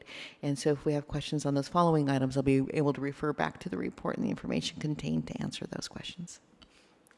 And also, just to expand on Vice President Drinkwine's comments, we do plan on bringing both Senior Director Walter as well as John DeWong back. Can you hear me? Yeah, just very light. Okay, sorry. We do plan on inviting them to the board retreat in August to do an in-depth presentation. So we opted to do an executive summary for the purposes of this meeting, knowing that in roughly about 5 weeks, we'll be bringing them forward for the full presentation. Great, appreciate it. Any other discussion or questions before we move on? All right, we'll move to item 12.4, which is the 5-year construction plan 2024 through 2028. This is an action item, and it's a recommendation the Board of Trustees approve the annual submission of the district's 5-year construction plan, FYCP, for 24-28, and authorize Superintendent President of the district to sign the formal documents and authorize action on behalf of the board as submitted. And I believe this goes to the Chancellor's office. Attached is the document, and we'll need a motion and a second to move forward. moved. Motion by Vice President Chico, Second. second by Trustee Baxter. Any discussion of the 5-year plan? Yes, I have a question. Trustee Zia? Would this be updated depending on the outcome of what we get from the polling as it relates to the Vet Stadium, since this is a 5-year outlook? Thank you. Yes, this report is submitted every year, and we can update it every year for board actions. So the amounts reflected on the board as budgets for each of the projects is based on actions taken by the board. So we've talked about a couple of different projects that we know the budget will have to be changed. We've gotten direction on some of those. Others, like the stadium, are still pending. Those numbers are changed after the board takes that formal action to adjust the budget. Great, thank you. You're welcome. Any other discussion on this item? Seeing and hearing none, we'll take a voice vote. All those in favor say aye. Aye. Aye. Any opposed? Any abstentions? The ayes have it, and the 5-year plan is adopted. Moving to item 12.5, this is a resolution authorizing the utilization of design-build process for Building B replacement. This is an action item. It's recommended the Board of Trustees adopt Resolution 062222F, authorizing the district to utilize the design-build process for the Building B replacement project at the Liberal Arts campus. This is an action item. Need a motion and a second. So moved. Or second. Motion by Vice President Chico, second by Trustee Baxter. Attached is a resolution and also the guidelines for Building B. Any discussion on this item? Trustee Zia? Yes, I have expressed my concerns. I know it's allowed by the Ed Code. I'm not in favor of design-build project delivery methods, and I know I sound like a broken record. Some of you folks who've been here for a long time, I just don't think it's cost-conducive. And speaking of relinquishing our control, I think it's a little bit prohibitive on that front. And so I won't be supporting this item tonight simply because of just the delivery method. I propose nothing against the substance of what is provided. Thank you. Any other discussion on the item?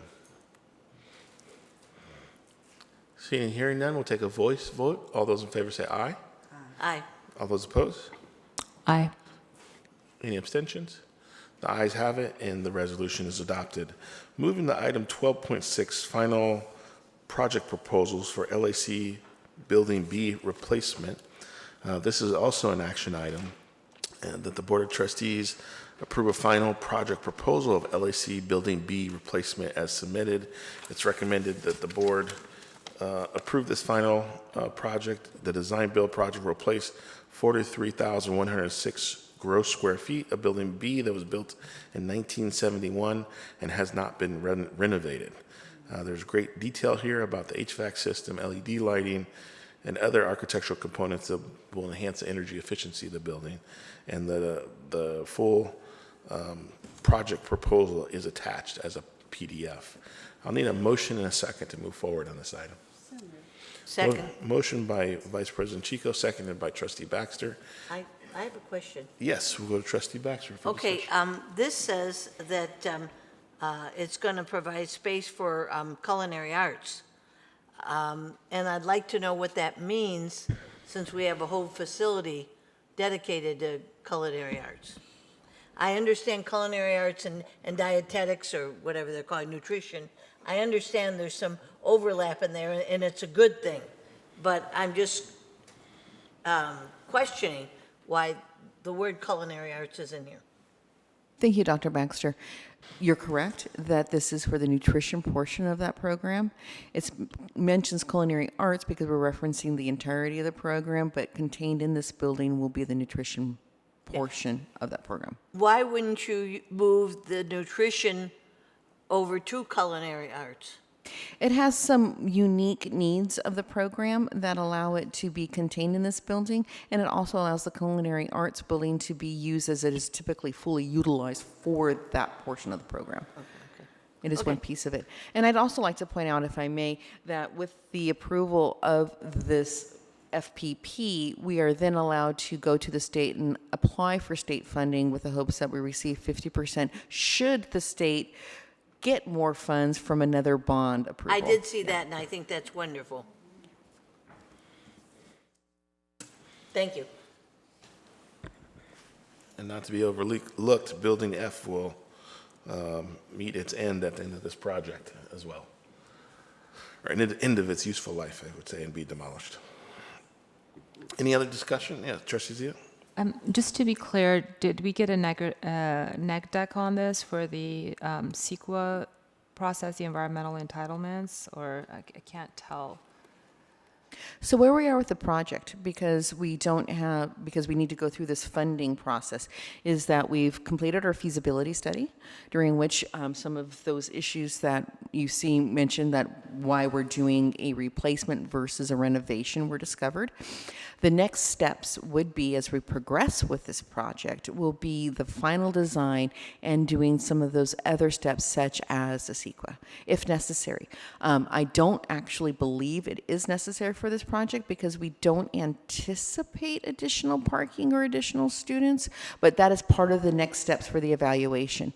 That if, because we do already have a district-wide CEQA, you only need to revisit it project-based if that project is anticipated to change the circumstances of primarily traffic, but other areas. So each project we have to reevaluate. Do we need to revise the CEQA specific to that project? Typically, the answer is no. Okay, so on your page 26, that it says it has been determined that a negative declaration will apply to this project. Who has determined that? Us? And then No, that would have been on the advice of the consultants hired to perform the feasibility study. So if it says that a negative declaration, then that is the outcome of that feasibility study. and then we need to get approval from the chancellor's office. Is that what we're waiting for, subsequent to tonight's approval? Those steps are taken after we resolve the funding. And so for this project, it's important to first submit this final project proposal. The state has already accepted the initial project proposal. They would then approve it. And then once we have the funding sorted and we know that the state will be able to contribute their 50%, then we start those other steps because we know that we have the funding to perform them. So it's to be determined. Got it. To be determined, exactly. Gotcha. Thank you.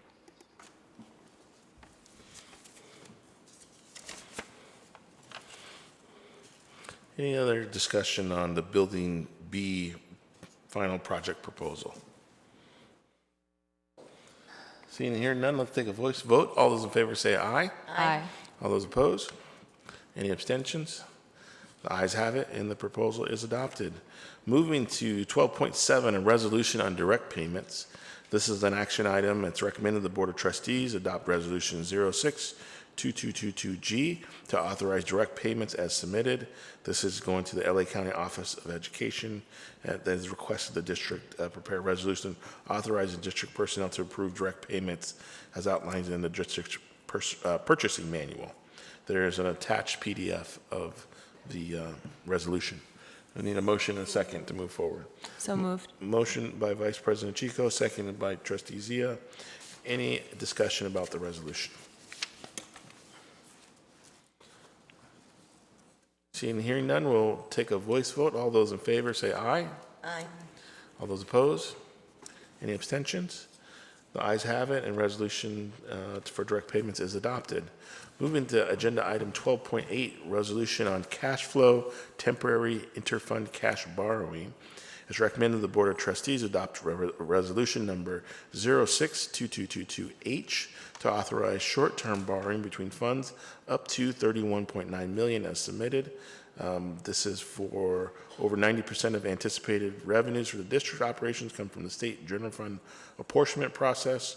One of the state's budgeting balancing strategies is deferred apportionment payments to community colleges to prevent cash flow problems. The district may transfer an amount not to exceed $31.9 million between funds.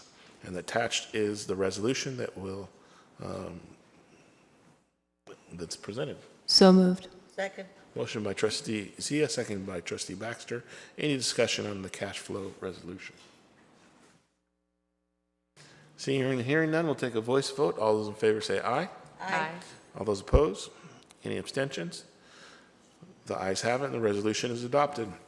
Moving to 12.9, two more items in this area. 12.9, resolution on cash flow borrowing from LA County Treasurer. This is an action item. The Board of Trustees adopted resolution number 062222I to authorize short-term borrowing up to $136.5 million from the LA County Treasurer as submitted. This is an action item. We need a motion and a second on. So moved. Second. Motion by Trustee Zia, second by Trustee Baxter. Any discussion on this second cash flow resolution? President, I have a Yes, question. Trustee Baxter? Do they assess an interest rate? Do we have to pay to borrow the money? Yes, we do. And we do not actually anticipate needing to borrow money. Both these resolutions we do every year as a big just in case. That if for some reason we would have a cash flow drop, say mid-month when we're approaching payroll, this allows us to issue that payroll. Okay. It's the reverse side of the coin. Right now, we have some funds in the county treasurer. They make like less than 1% interest. It's very minimal. Okay. By the same token, if ever we had to borrow, that's our cost of borrowing is like Okay. less than 1%. So it's Okay. very minimal. Thank you. Yeah, I do know that the state is slow many times in sending the money, so, and I realize this is a necessity. But I'm glad the rate is low. Thank you. Any other discussion on the item? Seeing and hearing none, we'll take a voice vote. All those in favor say aye. Aye. All those opposed? Any abstentions? The ayes have it, and the resolution is adopted. Last item of the section is 12.10. This is the first reading of new and/or revised board policies and administrative procedures, Chapter 6, Business and Fiscal Affairs. This includes board's policies 6100, 6200, 6300, 6400, 6500, 6520, 6535, 6537, 6550, 6700, 6740, 6750, 6800, 6910, 6975. These are all first readings.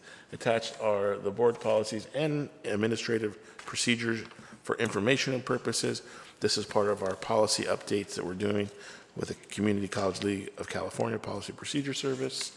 And this includes delegation of authority for business and fiscal affairs, budget presentation, fiscal management, financial audits, property management, security for district property, use of district equipment, use of district mailboxes, disposal of property, civic center and other facility uses, citizens bond oversight committee, parking, occupational safety, housing, and expenses for special in-service training, workshops, or events. That's a lot. But it's only an information item, so we don't have to debate, discuss, or vote on it.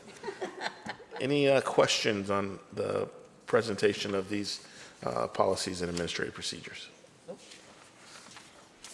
All right, I'm glad we can consolidate it all into one agenda item and not have all these separate items. Seeing and hearing no discussion, we'll move on. Section 13 is student services. We have no items on 13.1, and we are missing Dr. Corral. Actually, there are no items for student services, but there is an update that I think Vice President Chico would like to make sure that we provide an update regarding some supports that we did with our students from Avalon. So I believe Melissa is here, as well as Sonia, that can speak to a wonderful opportunity that we had on campus for our students from the Avalon community. So do you want to kind of tee it up, Trustee Yeah, Chico? sure. I was going to actually talk about it in my report, but that's okay. If you wanted to do it here, it's fine. I just thought I'd do it brief, and then maybe when Dr. Corral comes back, they can put together a little bit more in-depth report. I will defer to your board report then. Is that okay? Yes, of course. Okay. Thank you.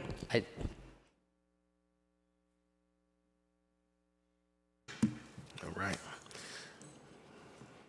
Moving the board reports. Are we gonna? We're moving on, right? Okay. Section 14. 14.1 is Board of Trustees reports, 5 minutes per trustee. Anybody would like to go first? Would you like to go first, Vice President Chico? And we can continue on. Yes. So in my board report, I just want to say how exciting this has been. This is my first time seeing, experiencing graduation and all the events. It was great to attend the DEI graduation and then run over to the CLAC, to the athletics dinner. Like, I was all over. I was trying to make everything because there's just so much to absorb. I'm new, so trying to see everything.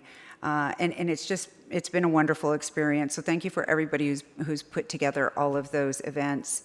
I want to thank Long Beach City College Hall of Famer Miss Chan Hobson of Kamai Parents Association. She invited me to speak to her graduates and families on June 4th about the importance of education. And I want to thank our new full-time counselor, Monica Sin, who took time on her Saturday to join me. I invited her to join on the Zoom and say a few words about her higher ed journey and her experience growing up Kamai in Long Beach, because that's who she was speaking to, right, was the community, and it was very powerful, and everybody loved her, and it was a great promotion for Long Beach City College as well. And then these are the photos that I have, that I sent to Dario. And this is about the graduation on Catalina Island. I want to thank Tracy Carmichael. I want to thank Melissa Infusino, Dr. Sonia Della Torre, Councilmember Lisa Lavelle. This picture we took because if you look at their light pole, their senior class is small enough that they can put each of their seniors on a picture on their pole on Catalina Island. So that was one of their graduating seniors. And Councilmember Lisa Lavelle and Yesenia De La Rosa, Councilmember, they joined us for the graduation. They were so wonderful of explaining the complexities and dynamics of the island. And so this is now where I'd like to invite Melissa and Sonia up to maybe share some of their experiences, say a few words, share their experience about being on the island, because it really is different. Good evening. Thank you so much for inviting me up.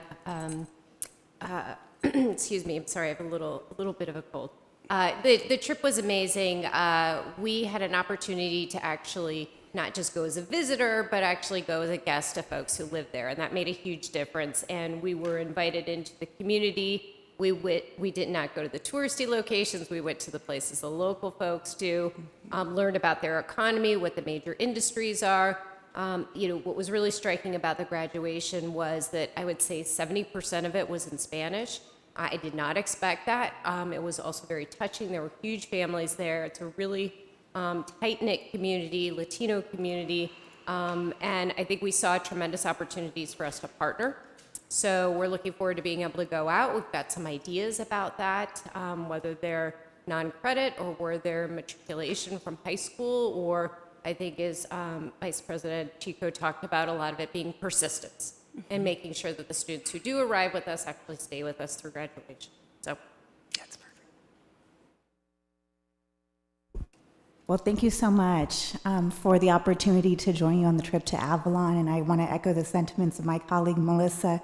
It was a phenomenal learning experience, really the opportunity to immerse ourselves in the culture and really experience that through the lens of the islanders, the locals, as they refer to themselves as. And so I really just appreciated the trust that they bestowed on us and sort of giving us that insider knowledge to let us know what are the needs of the community, what are the dynamics that they have to contend with, what are some of the dynamics that our students who we are entrusted to serve under the Long Beach College Promise, what we need to respond to. So I was just very, very grateful. And like Melissa, I'm super eager to visit and to learn more about how we can co-create a partnership that is really responsive to the needs of the island. So thank you so much for that opportunity.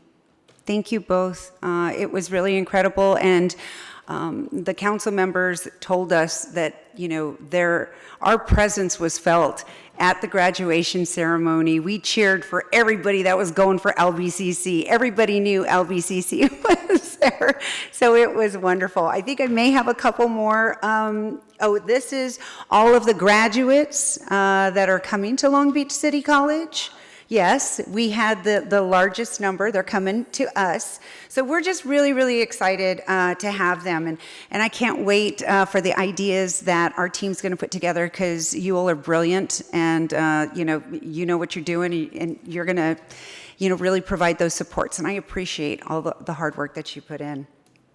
And then I went back to Catalina Island, to Avalon, to help them kick off their Pride celebration. This is the first time. Oh yeah, there's me with one of the students. Can you go back real quick, Dario?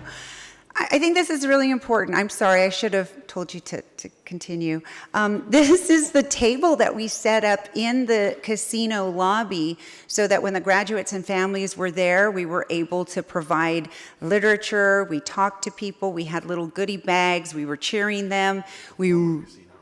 It's actually has never been a casino. We call it the casino, but it has never been a casino.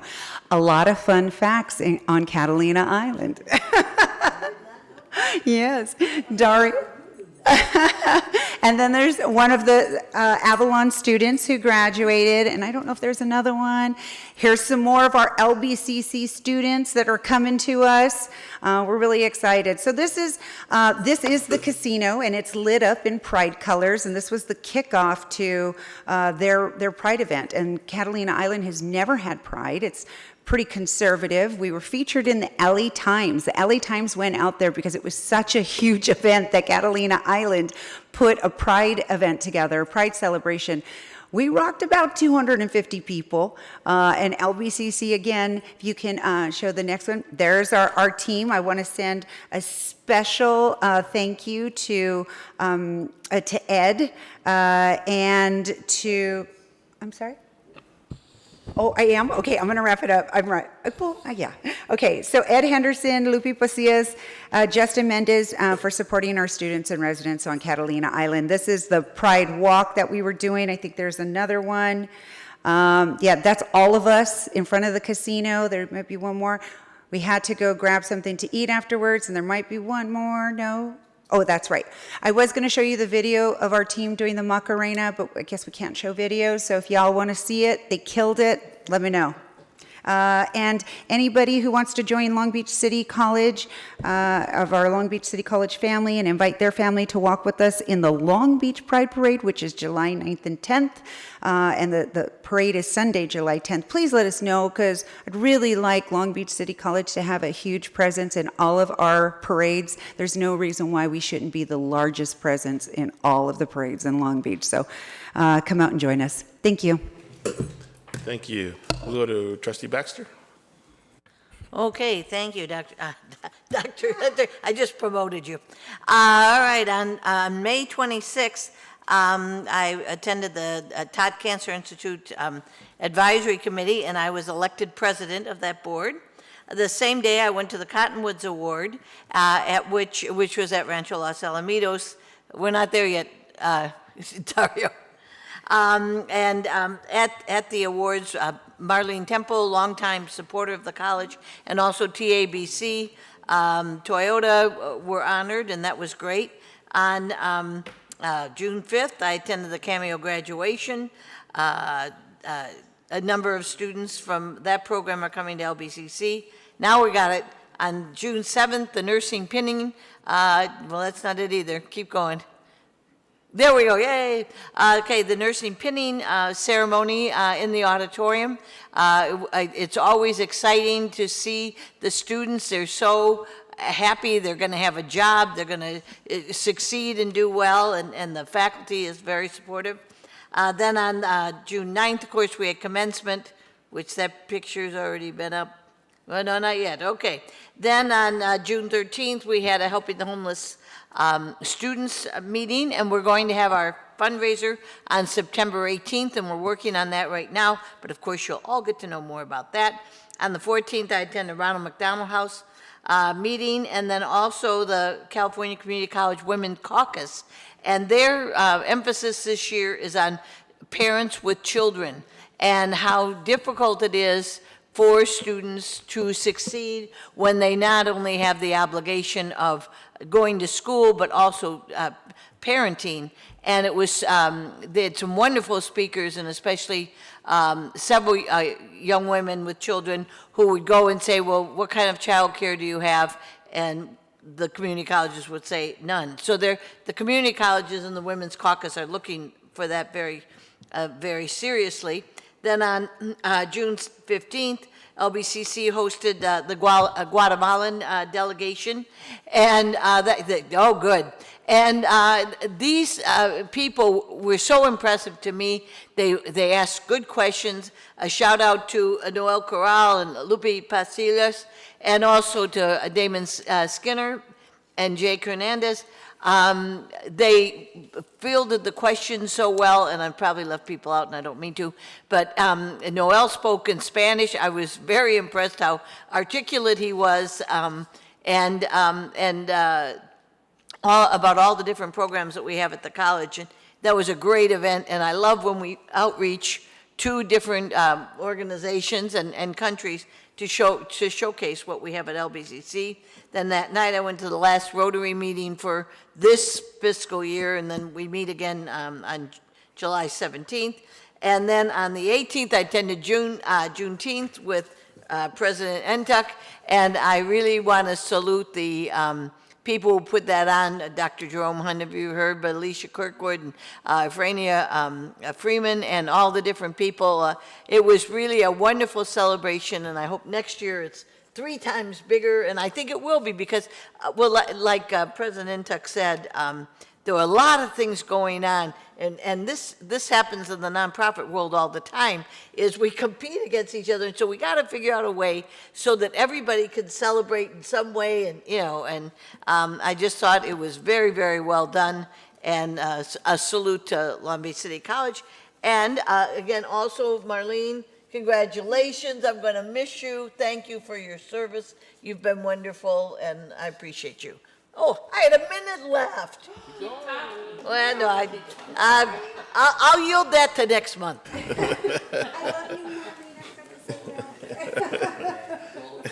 Yeah. I don't know if that's allowable under PERS, if we can do that or not. Okay, let's go, Trustee Malulu.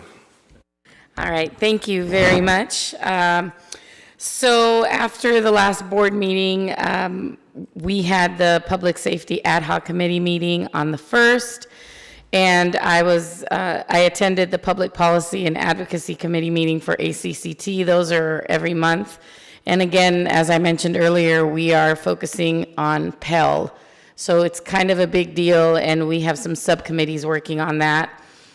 I get put on these committees, and it's like whoosh, learning, and at the same time trying to figure out why people think I should be on those committees. On the 9th, it was just a fantastic day for commencement.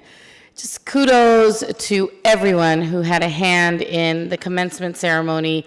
The last time we had commencement was 2019, and shortly after, the carpet got pulled from under us, and then we went into 2 years of virtual commencement. So it was very nice to be at Vet Stadium with so many people and seeing our students in the regalia and watching everyone's family scream and yell and take pictures. Just what a moment. As Trustee Baxter mentioned, the Women's Caucus of the Community College League, this month's focus, and it was the last one of the year, was on students with children, supporting students who are parents. And Long Beach City College has done a great job over the past couple of years doing that. And then I attended 2 different conferences, all rolled into one, ACCT. The first one was the Governance Leadership Institute. The second one was strictly for Pacific Islands. It was in Hawaii last week and weekend, and I was really honored to have been asked to present 2 separate workshops, one at GLI and one at the Pacific region. And I presented on effectiveness of boards, leadership as chair and co-chair, and also I presented on building relationships with various groups on campus and had slides, and it was just a great experience because I got to work with some really qualified people. Dario, the first picture of the 3 people in that picture, please. That one on the left is Cecilia, who is a former, so I can't think of her last name, but you know her, right, Mike? I'm drawing a blank here. It's Cecilia, but is it Moreno? No, it's she was the president in one of the schools in Minnesota. I know, she's in Minneapolis now, and I'm sorry, but it's in my email, but she was amazing. I just referred to her as Cecilia. And then there's Tim Hardy, and he's on the executive committee of ACCT, and that was the panel that I presented with the first time.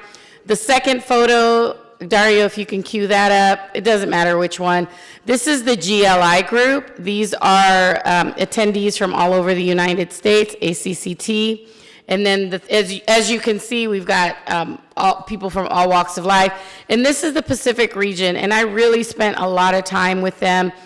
We've been emailing back and forth. They're from Marshall Islands, Mariana Islands, Palau, Saipan, American Samoa, and we did the work. Cecilia Cervantes, thank you. I couldn't remember her last name, but she was amazing to work with, and I learned a lot from her.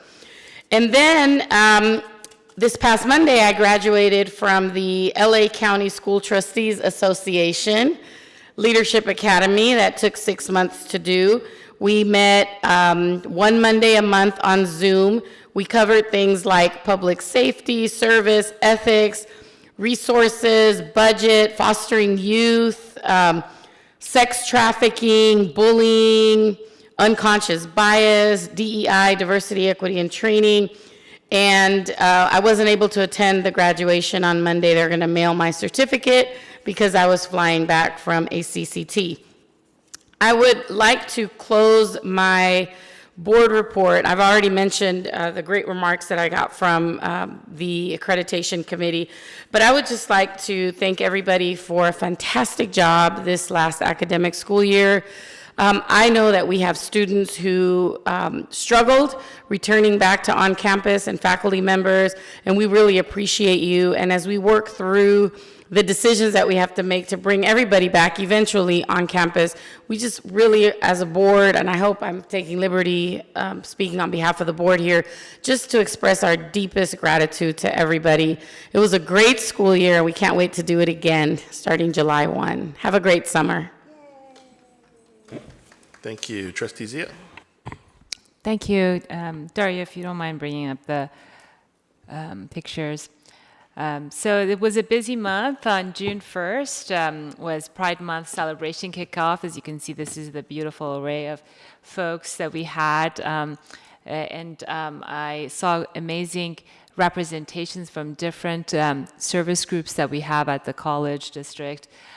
specifically what's near and dear to my heart, and Trustee Baxter and I take the liberty, I believe the entire board, is the care closet and helping the homeless basic needs booth was there. I was really proud of that, and really grateful to see that representation. Next photo, Dario. This was the students that take care of our Viking closet. For those of you who don't know, you can contribute gently used clothes for our students facing housing insecurity and hunger, and they have full access along with our pantry. So it was great to see the students who were there, who were taking care of it. And also a big shout out to Fred Beebe, our awesome faculty member, who's also supportive in taking care of the care closet. Next photo, please. Same night, this was at the Faculty Diversity Internship Program graduation. This is at the end of the evening. Want to give a big shout out to the faculty facilitators and mentors, Janae Hunt, Shaheen Johnson, Veronica Alvarez, and our Human Resources VP, Kristen Olsen. I'm sorry, am I messing up the title? Our very own Kristen Olsen. And then we also had the great and beautiful array of graduates. So big congratulations and mazel tov. Next is the commencement. Here we are. The crew, the motley crew. So big congratulations to class of 2020, 2021, 2022. There are a couple more pictures, Daria, if you don't mind. This is the beautiful display of the graduates and our awesome valedictorian. This a big credit goes to Superintendent President Dr. Munoz for taking the best pictures. And this is the delegation from Guatemala, as Trustee Baxter reported on, and Dr. Munoz earlier. It was amazing. I want to really congratulate staff who were involved and in putting it together, just the incisive dialogue that happened, USAID. It's a lot of big, a lot of gravitas and intellectual heft, to say the least. I was really impressed, as Dr. Baxter mentioned, with our very own Damon Skinner to cover the array of career technical education. Dr. Noel Corral did a great job. I met some really great dynamos. Lupe Pasilas, if I'm not mispronouncing her name, forgive me. Jose Gutierrez and Dianca Lohai and Justin Mendez. They all spoke Spanish. Particularly impressive was Dianca. I was blown away that she's so fluent in welcoming them. And a very special thank you to Tracy Colunga for the introduction of our institution to the delegation. If it wasn't for her, we wouldn't have that access. So big shout out, Tracy. Thank you so much. And thank you to our amazing staff. I also want to thank a couple of folks. On June 4th, I was installed as the president of AAUW, as a co-president, as mentioned earlier. And while we were looking for the facility, it was hard to find because it was in the O building. And this fine young gentleman, Kishan Martin, with facilities, big shout out. So kind and so helpful with the folks who were lost. So thank you. And Danny Curtis, who supported us on his Saturday in facilitating the meeting. Thank you so much. Appreciate all of you. Know that we notice your great work, the hardworking staff and faculty who take care of our students that are on the front lines. We see you. I see you. I should only speak for myself, but I gather my colleagues also notice your hard work and notice what you do for the institution at all levels. Thank you so much, and that concludes my report. Thank you. I'm the only one that pulled a Jenny Baxter. Yeah. All right. A lot happened this month, but all of it was presented already, and so I have no board report today. We showed you in all the pictures. Graduation and Juneteenth, we were everywhere. All right. Agenda item 14.2, board committee reports. Trustee Malou and I did meet for the Public Safety Ad Hoc Committee in the beginning of June. The presentation today was what we saw as a preview, and it was we just saw the well, I guess we saw the draft report at that point. When we met with 21CP about it, so they kind of gave us a preview and we gave some feedback, and then but that was before the final document was done and now presented that was on the board tonight. All right, we'll move to item 15.1, public comments on non-agenda items. I don't believe we have any unless anything's come in. No request. No requests. All right. We're almost done here. We will be going to a second closed session after we conclude our open session. So that will be item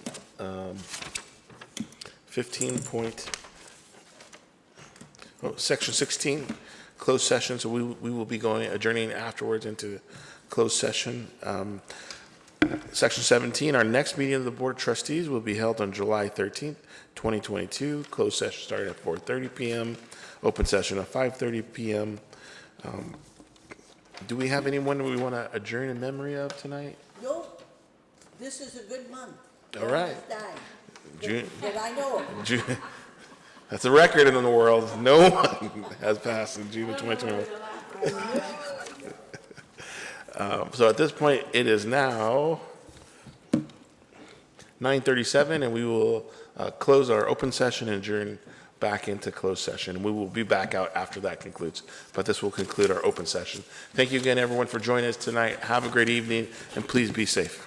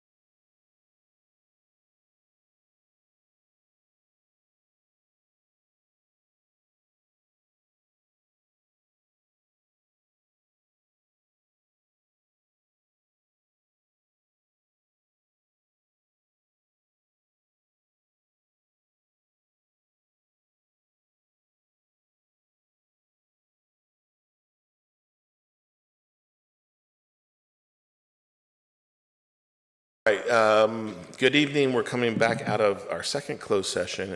It is now 11:56 p.m. We have no reportable action to report out, and we will be moving to adjournment next. The next meeting of the Board of Trustees will be held on July 13th, 2022, closed session at 4:30 p.m., open session at 5:30 p.m. We're going to adjourn tonight in the memory of education leader Judy Davids Wright, who recently passed away actually this week.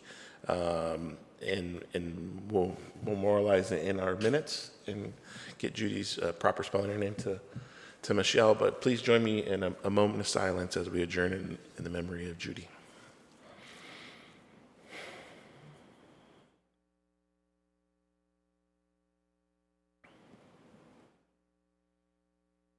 Thank you, everybody. Have a good evening, and thanks for being with us tonight. Bye-bye.